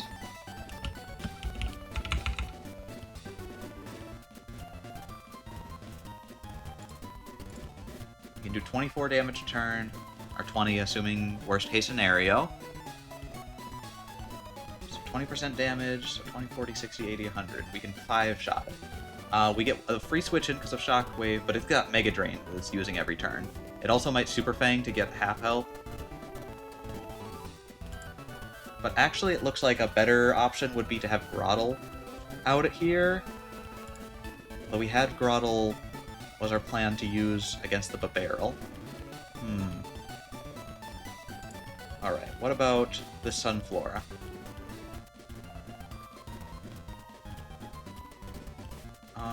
The weather shouldn't be up. Is there anything that sets up weather here? No, it doesn't look like it. Alright, the Dustox should be easy to deal with. We've got Amora. So we should be able to deal with that just fine.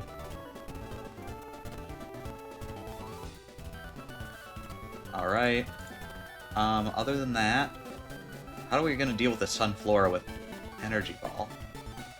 How does Chlorophyll work exactly again? It gives you extra speed if you're in the sun, right? Doubles the ability's speed during bright sunshine. Alright. That's what I thought, but I don't see any way for it to set up sun.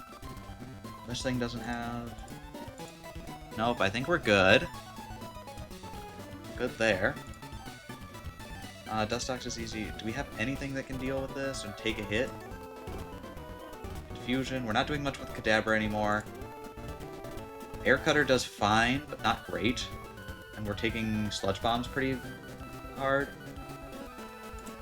Gligar, once again, is doing okay, but not good. The Poison Tail from Skrelp actually does a fair bit of damage, but we're still getting like 2-shot by Energy Ball. Maybe even one... No, yeah, possibly 1-shot if we get unlucky.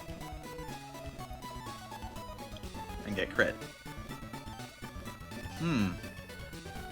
I think this fight might be too tough. Box for Museum for you could wait for the next level cap? Yeah, that's what I'm thinking. I was hoping you could get it easier, because it makes the Museum easier to get the Electric type, but yeah, I think, especially because we chose the Grottle as our starter, so we've got a bit of a benefit against all the water types. So yeah. How do we deal against that team? Murkrow comes out. Let's see. Looks like Amora one-shots with Stomp every time. That's good. It's 39, Insomnia, Lumberry. It's gonna go for Payback. How does that work exactly? Is it just a regular... Payback does double damage if it's taken damage, right? Doubles power if the user was attacked first. Okay, but because we're slower, that won't happen. Alright. So, Amora can one-shot the Murkrow, will take about 40% damage. Next up, how are we going to deal with the Skrelp? With our own Skrelp. No, not... It doesn't do great. So let's say Skrelp comes... So let's say we've got Amora out. Skrelp's going to want to come out and use Water Pulse. At which point we come in with Grotle. What does it got? Black Sludge? Okay. What's doing the most damage? Ooh, Kadabra can do good damage. That's something. Love to be able to two-shot it.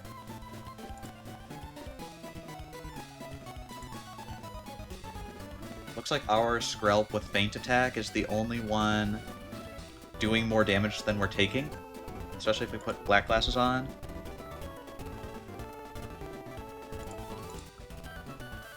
On our Skrelp. You have to remember that this is 2 battles in a row.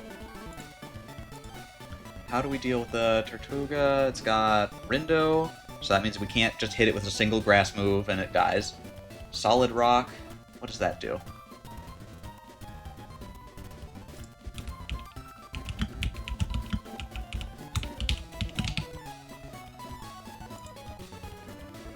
Solid Rock reduces damage from super effective moves by 25%. Okay. So yeah, Rindo... So Grotle is actually going to do very little with Absorb the first time, and then once the Rindo berry's gone, how much are we doing? So let's say we do 27 and then 56. That's not good enough. Let's go Razor Leaf instead first. So Rindo. If we do Razor Leaf for 40, how much are we doing minimum after the Rindo berry's gone?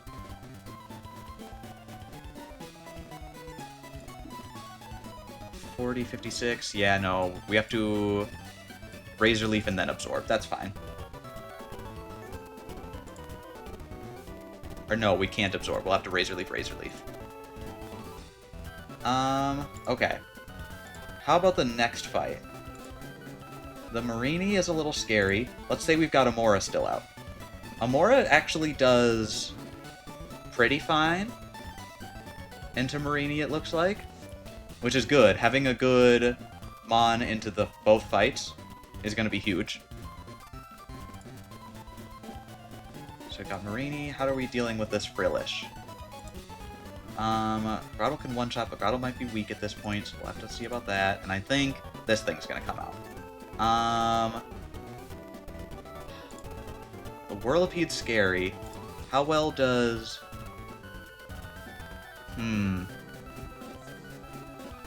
Air Cutter, Air Cutter, Air Cutter. We're not going to outspeed. How many speed boosts does this thing need to outspeed us? Probably just 1. Yeah. Okay, so the Whirlipede outspeeds Pidgeotto after 1. What outspeeds after 1? Gligar does. That's nice. How about after 2? Nothing. Okay. So after 2 speed boosts, we don't have to worry about this. It's going to outspeed the whole team. Gligar looks like a good... but it'll start... If it goes for rollout, that would suck.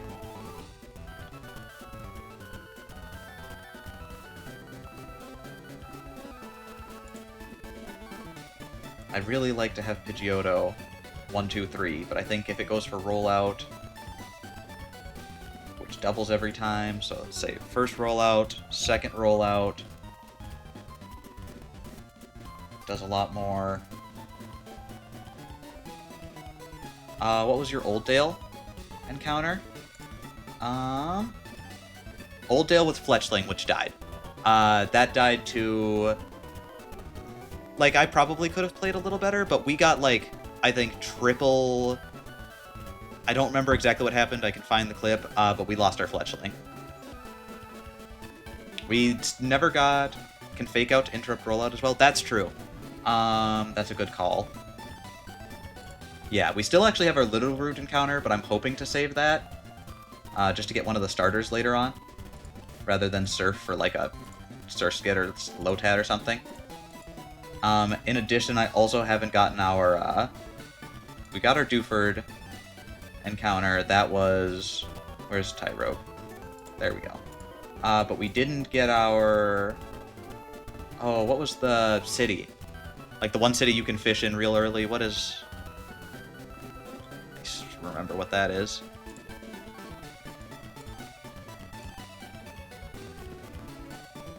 Petalburg City. We also held off on our Petalburg City encounter.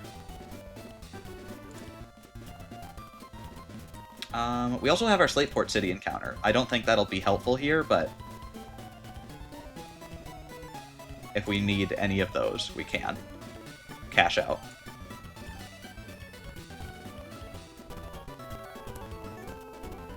Alright, what do we... Okay. The Frillish really can't do anything to Grottle. Quillfish was pretty nice last time, right? Quillfish was pretty nice, but we got lucky that it had Intimidate. And, like, perfect IVs almost. Not perfect, but, like, really good IVs. And, like, it was good, but it's not likely to happen again. I only really got the Slateport encounter, because you can, like, wait to get a better encounter, but I don't know. I'm going to try and calc this out. If we can find a path through, we're going to hold off on those encounters, but if we need it, we can get it. Oh, also, I forgot to put in, we've got a Clauncher.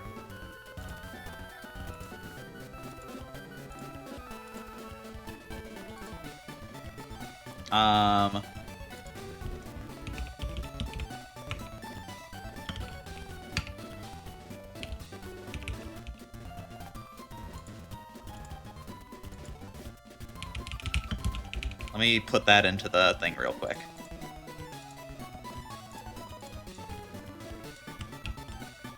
We haven't leveled that Clauncher up yet, but I'll just put it in as if we'd leveled it up. How does Clauncher do here? Does Clauncher do anything in any of these fights at level 17? Not really. Looks like it outspeeds a lot of things. How's the damage on that? Bubble Beam is fine, but it's taking more damage.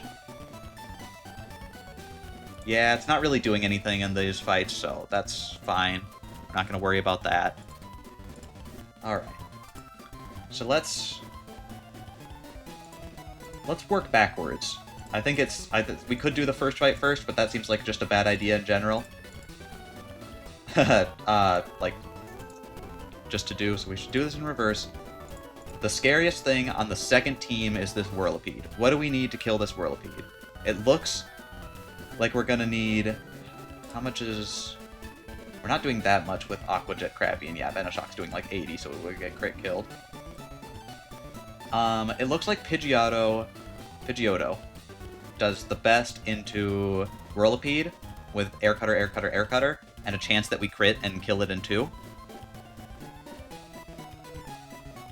And we don't, it doesn't really do anything to us back. So I think we're gonna try, we really want Pidgeotto to deal with the Whirlipede, and if it starts rollouting, we can have Tyrogue fake out in the back. Okay, I'm gonna start writing this down, because I'm gonna forget. Alright, so in reverse, we need Pidgeotto out the first turn that Whirlipede is out, though, to have that be an easy thing, because otherwise if it starts rollouting and it gets a bunch of speed boosts, that's going to be tough.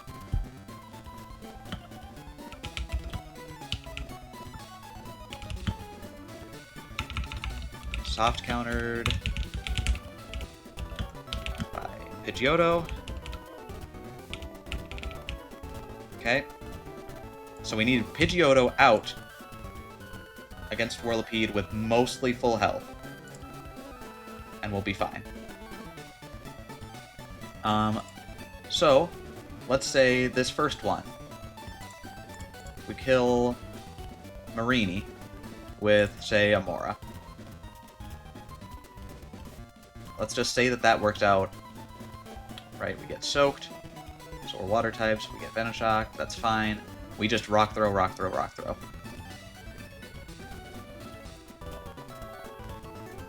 And I think that That does just fine. Could also go for Thunder Wave, but I don't know. I don't really want to have to rely on that. So if we go Rock Throw, Rock Throw, Rock Throw, Rock Throw, we're going to always need 4. But we should always take 4 and be just fine. What does Merciless do?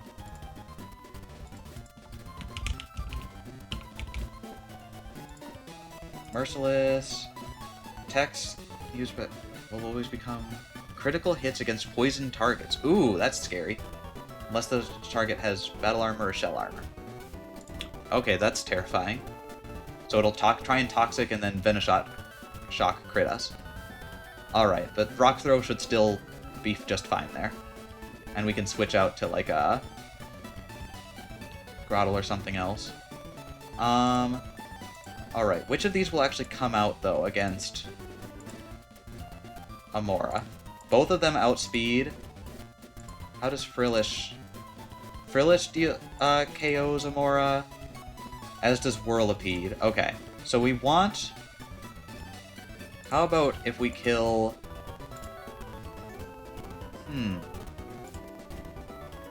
It looks like probably Frillish is going to be next. So let's say we have Amora out, dealing with that, and then we have Skrelp come in and kill. Does Skrelp, how much? Skrelp doesn't take that much from Frillish, and both of them outspeed, so Frillish should still be out if Skrelp is out. So Skrelp comes out, and should be able to feint attack. Wow, almost for half of Frillish's health. How does it deal against the Marini? Still pretty good. Especially with black glasses. How much is that? Feint attack, it'll probably be up to like 20-something, 21? Against the Amora, what do we got? 1, 2, 3...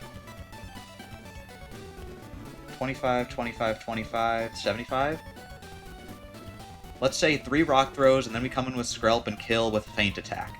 At which point, Frillish comes out, and we Feint attack if we have the black glasses on.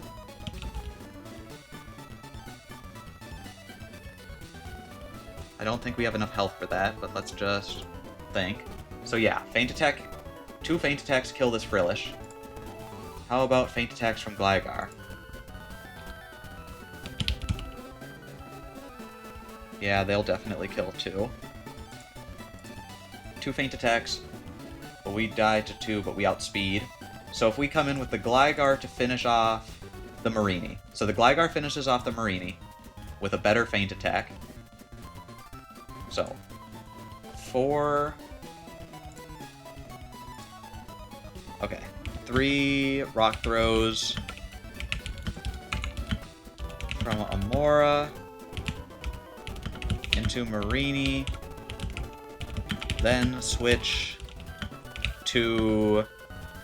Then we'll switch to Gligar. Kill with... we're gonna kill with Feint attack.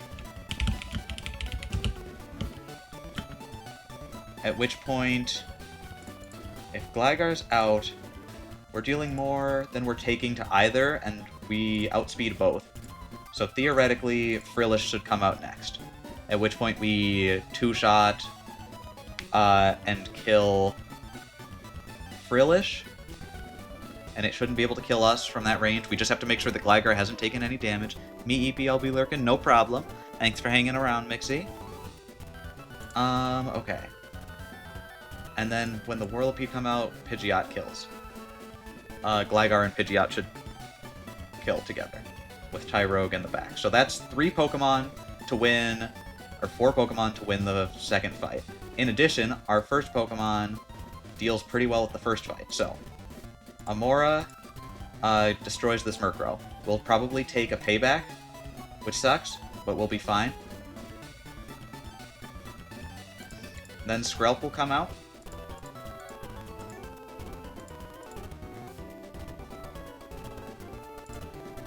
Actually, it could be either, but they're both slower. No, Skrelp speed ties, so there's a chance that it'll see it as faster, so it'll probably be Skrelp out next. So Skrelp, how do we deal with Skrelp? Skrelp's gonna Water Pulse. And Skrelp's gonna get killed by Kadabra.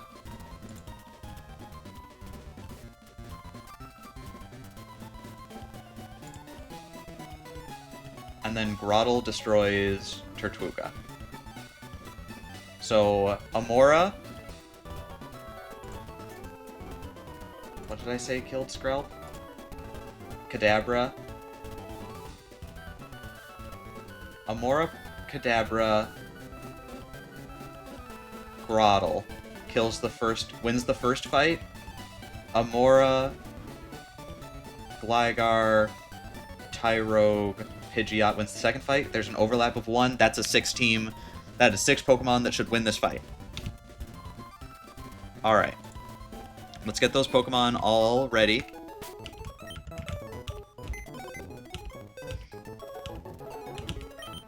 So, Tyrogue, Pidgeot, Amora. This is already our perfect team. Okay. Let's make sure everybody in the right order, with Amora out first. Everybody's got whatever items they need. Let's go. Item. You should have the Never Melt Ice, that's fine. You should not have the Silk Scarf. Rock Lee should have the Silk Scarf, just in case. Forks, is there any item that we have to give to you? There's no held items that we have to give. Berries. Paralysis or poisoning? Wait, do we want to give anybody a poisoning berry?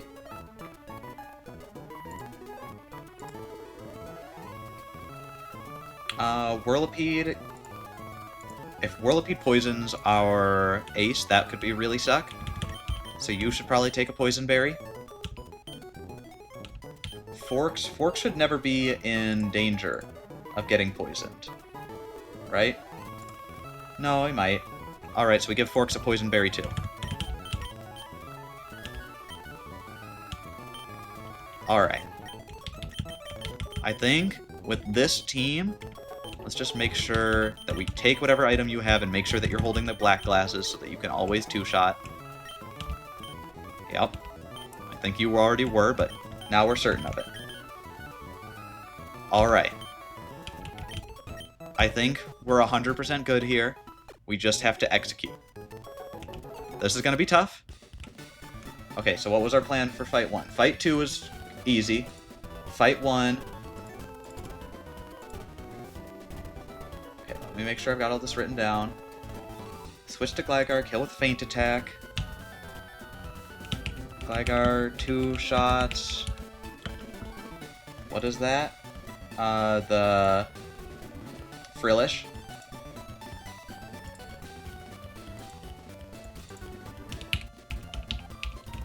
With Feint Attack. Alright.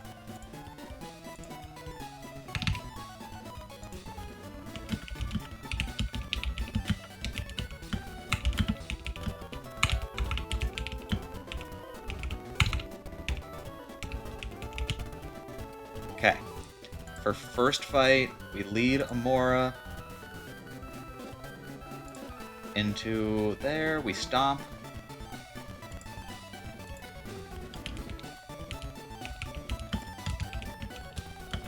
The Murkrow.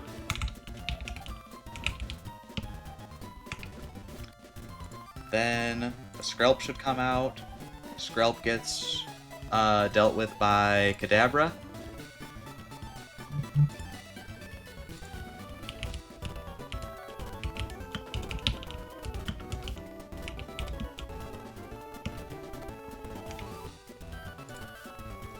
And then Groddle should kill the Tortuga.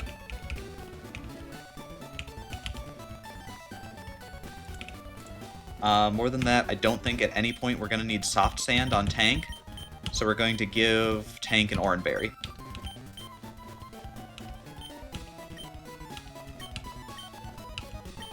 Alright.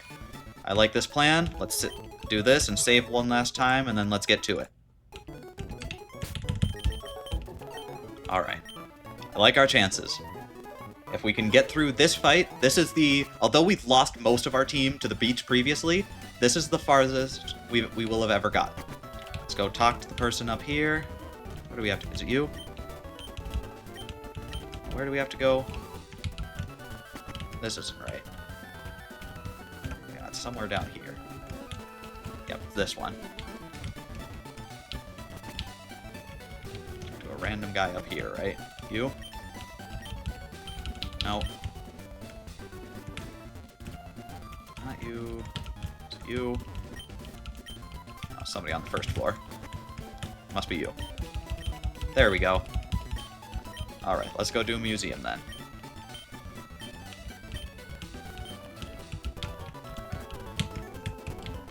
Is this not the right spot?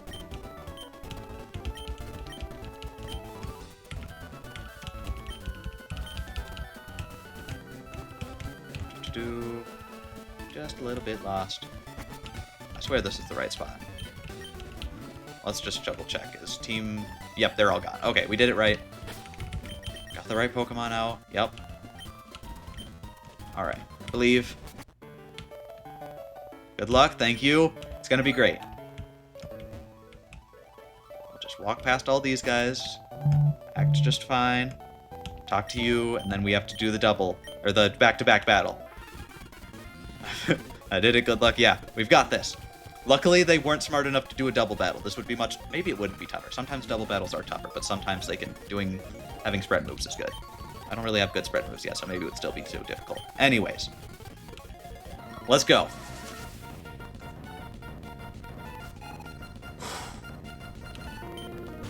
Murkrow. Should use payback. We stomp for the kill. Perfect. No crit. That's huge. Stomp one-shots. Nice. That's exactly what we wanted. Next up comes Skrelp. Plan for Skrelp was to kill it with Kadabra. Okay, Forks, come out. Toxic, that's huge. Luckily we have the Poison Berry. We poison it, but it can't be poisoned, and we unpoison ourselves. Nice. Now we can Fusion. Water Pulse, that'll be big damage. But we outspeed and kill now. Alright, we're actually higher... I'm glad that it went for Toxic. We're actually at a higher HP than I thought we'd be at this point. So we might stay in for a turn with Forks, we'll see. How... Does Tortuga kill us? Probably, right? Aqua Jet does 18. Mudshot does 9. Brine does 16. Ancient Power does 15. I think we get an extra bit of damage off from Kadabra here. Just with Confusion. Yeah. Ooh, and that was a huge... Okay, we dropped speed. That was actually... Alright, we're -1 speed, but we're still faster. It went for Mudshot. Is it going to go for Mudshot again? 18. Does anything do 18 damage? Yes, it can see a kill with Aqua Jet. Depending on the roll. Which means we have to switch out here into Tank. But this means we're actually going to have a better HP pool going into the next fight than I thought we would. Alright. Yep, Tank should come in. Deal with Tortuga just fine. Aqua Jet, perfect. Okay, this fight is going better than I hoped for even, which is huge. Now we've got Grotle out. Grotle... Yeah, there's no point to absorb here, because there's a chance that we kill with Razor Leaf. Even with the berry. Okay, don't kill, that's okay though. Ancient Power, just don't get the Omni Boost. Didn't get the Omni Boost, we're fine. And we're faster, so we can absorb here and it always kills. Absorb for the extra bit of healing in the next fight. Okay, that was huge. That was huge. It's almost like the plan is working. Okay, and this actually gives us a bit of an advantage, because we've got a lot of Pokemon left that are healthy, going into the second fight. Alright, here we go. Marini.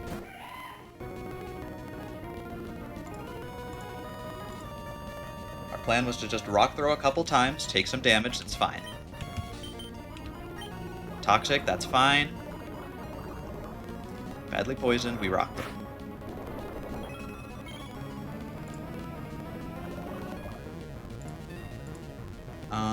Venoshock is doing 21 damage and we're toxic, so we can get one more rock throw off, and then we have to switch.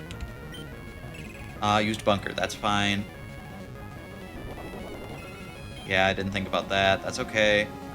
We took 6 damage, we're going to take 12 damage and 21. We're going to take 12 damage from Toxic, 21 from Venoshock, and Venoshock will always crit. Which means 21 plus an extra 10.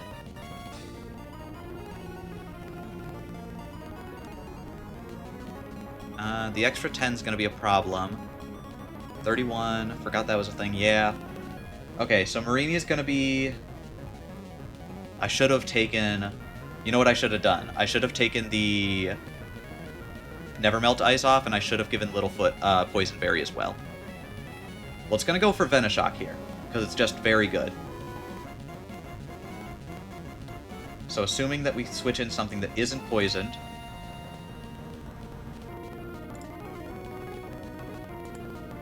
What did we bring with again? Because otherwise Littlefoot's going to die here. So, we've got Rock Lee can come out.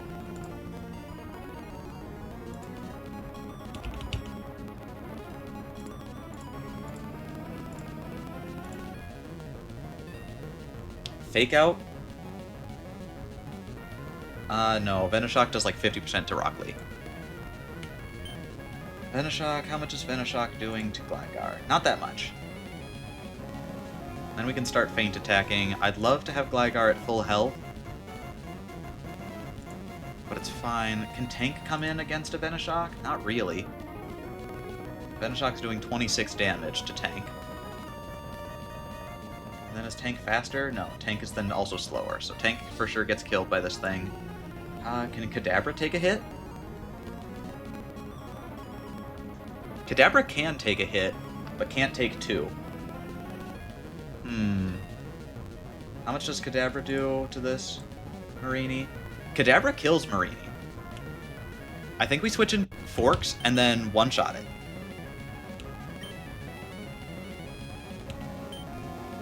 And Forks shouldn't die to this. There we go. And then Forks uses Confusion, and we one-shot. There we go.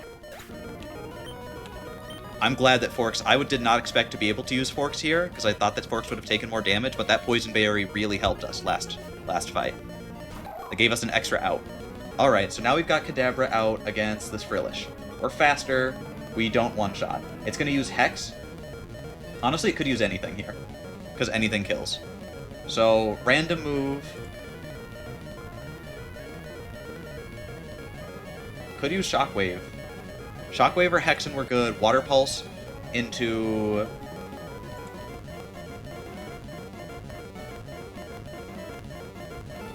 Okay, so here's the thing. Because it's a random move, because we took so much damage, there's a chance that it uses Water Pulse on the switch in, and that means that Rizd is going to die. However, if we use Water Pulse, then we can guarantee that it'll Water Pulse into Groddle, and then Groddle should be able to kill the Frillish.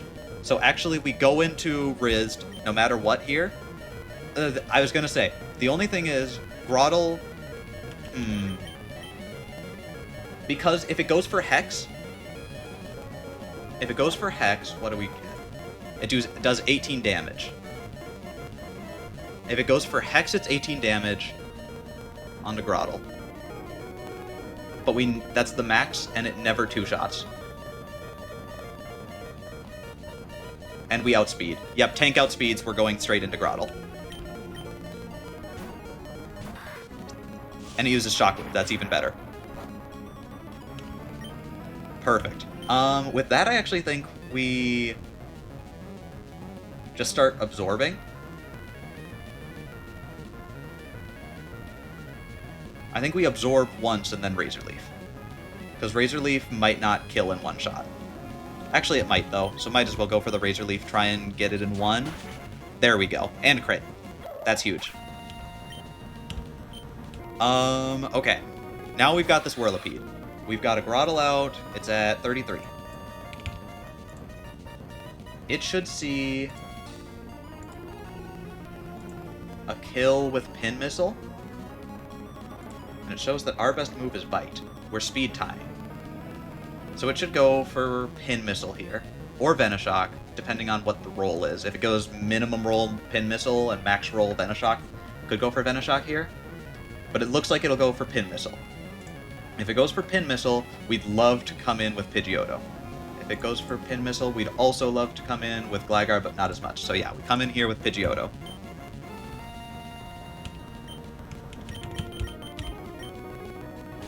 There we go. Venoshock, that's unfortunate. That's okay, though. We knew that that was a possibility. Rollout. Okay, that's actually good. Super effective. So that's one rollout. Speed boost. It can only go for rollout now. So we're going to come into a 60 base power rollout with Tyrogue. Tyrogue's going to eat that just fine.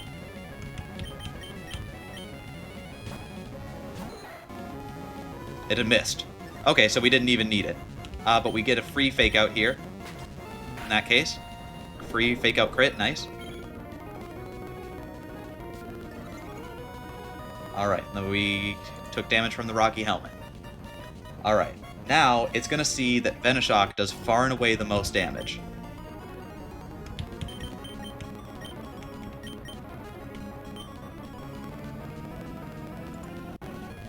At this point, we go into Rizzed to take damage from the Venoshock. And if it's rollout, we go straight back to Tyrogue. Perfect. Speed boost, that's fine. It's going to be super fast. Now we just do the most damage with Feint Attack. Rollout? Okay, that's fine. So that just means we switch to Tyrogue.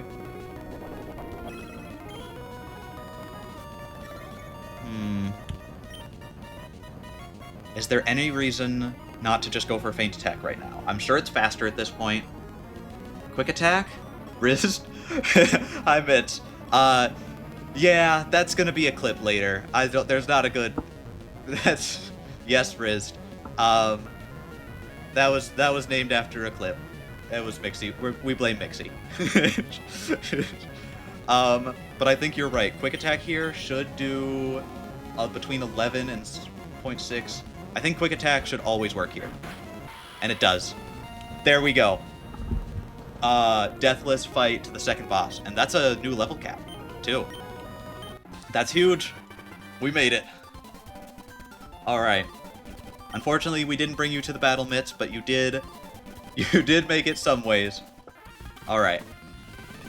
You were very helpful, just not at the time. I can't believe we made it through that boss fight. That's huge. That's now personal best. Came to see what was taking you so long. I really hope that... Just imagine if this guy just fought us right here. We had to face the Team Aqua leader. Team Aqua and love the sea. What makes you inferior? No, you can't be. You're not one of Team Magma. Wait, that can't be right. You're not dressed for the part. All life depends on the sea. Yeah. I know. All this whole spiel. Alright. Simply, anyway, that's a tense situation. Thank you for saving us. Yeah. Package that contains Devon machine parts. There we go. No time to lose. We have to set out on our ocean floor expedition really soon. Thanks again. Yeah. Bye.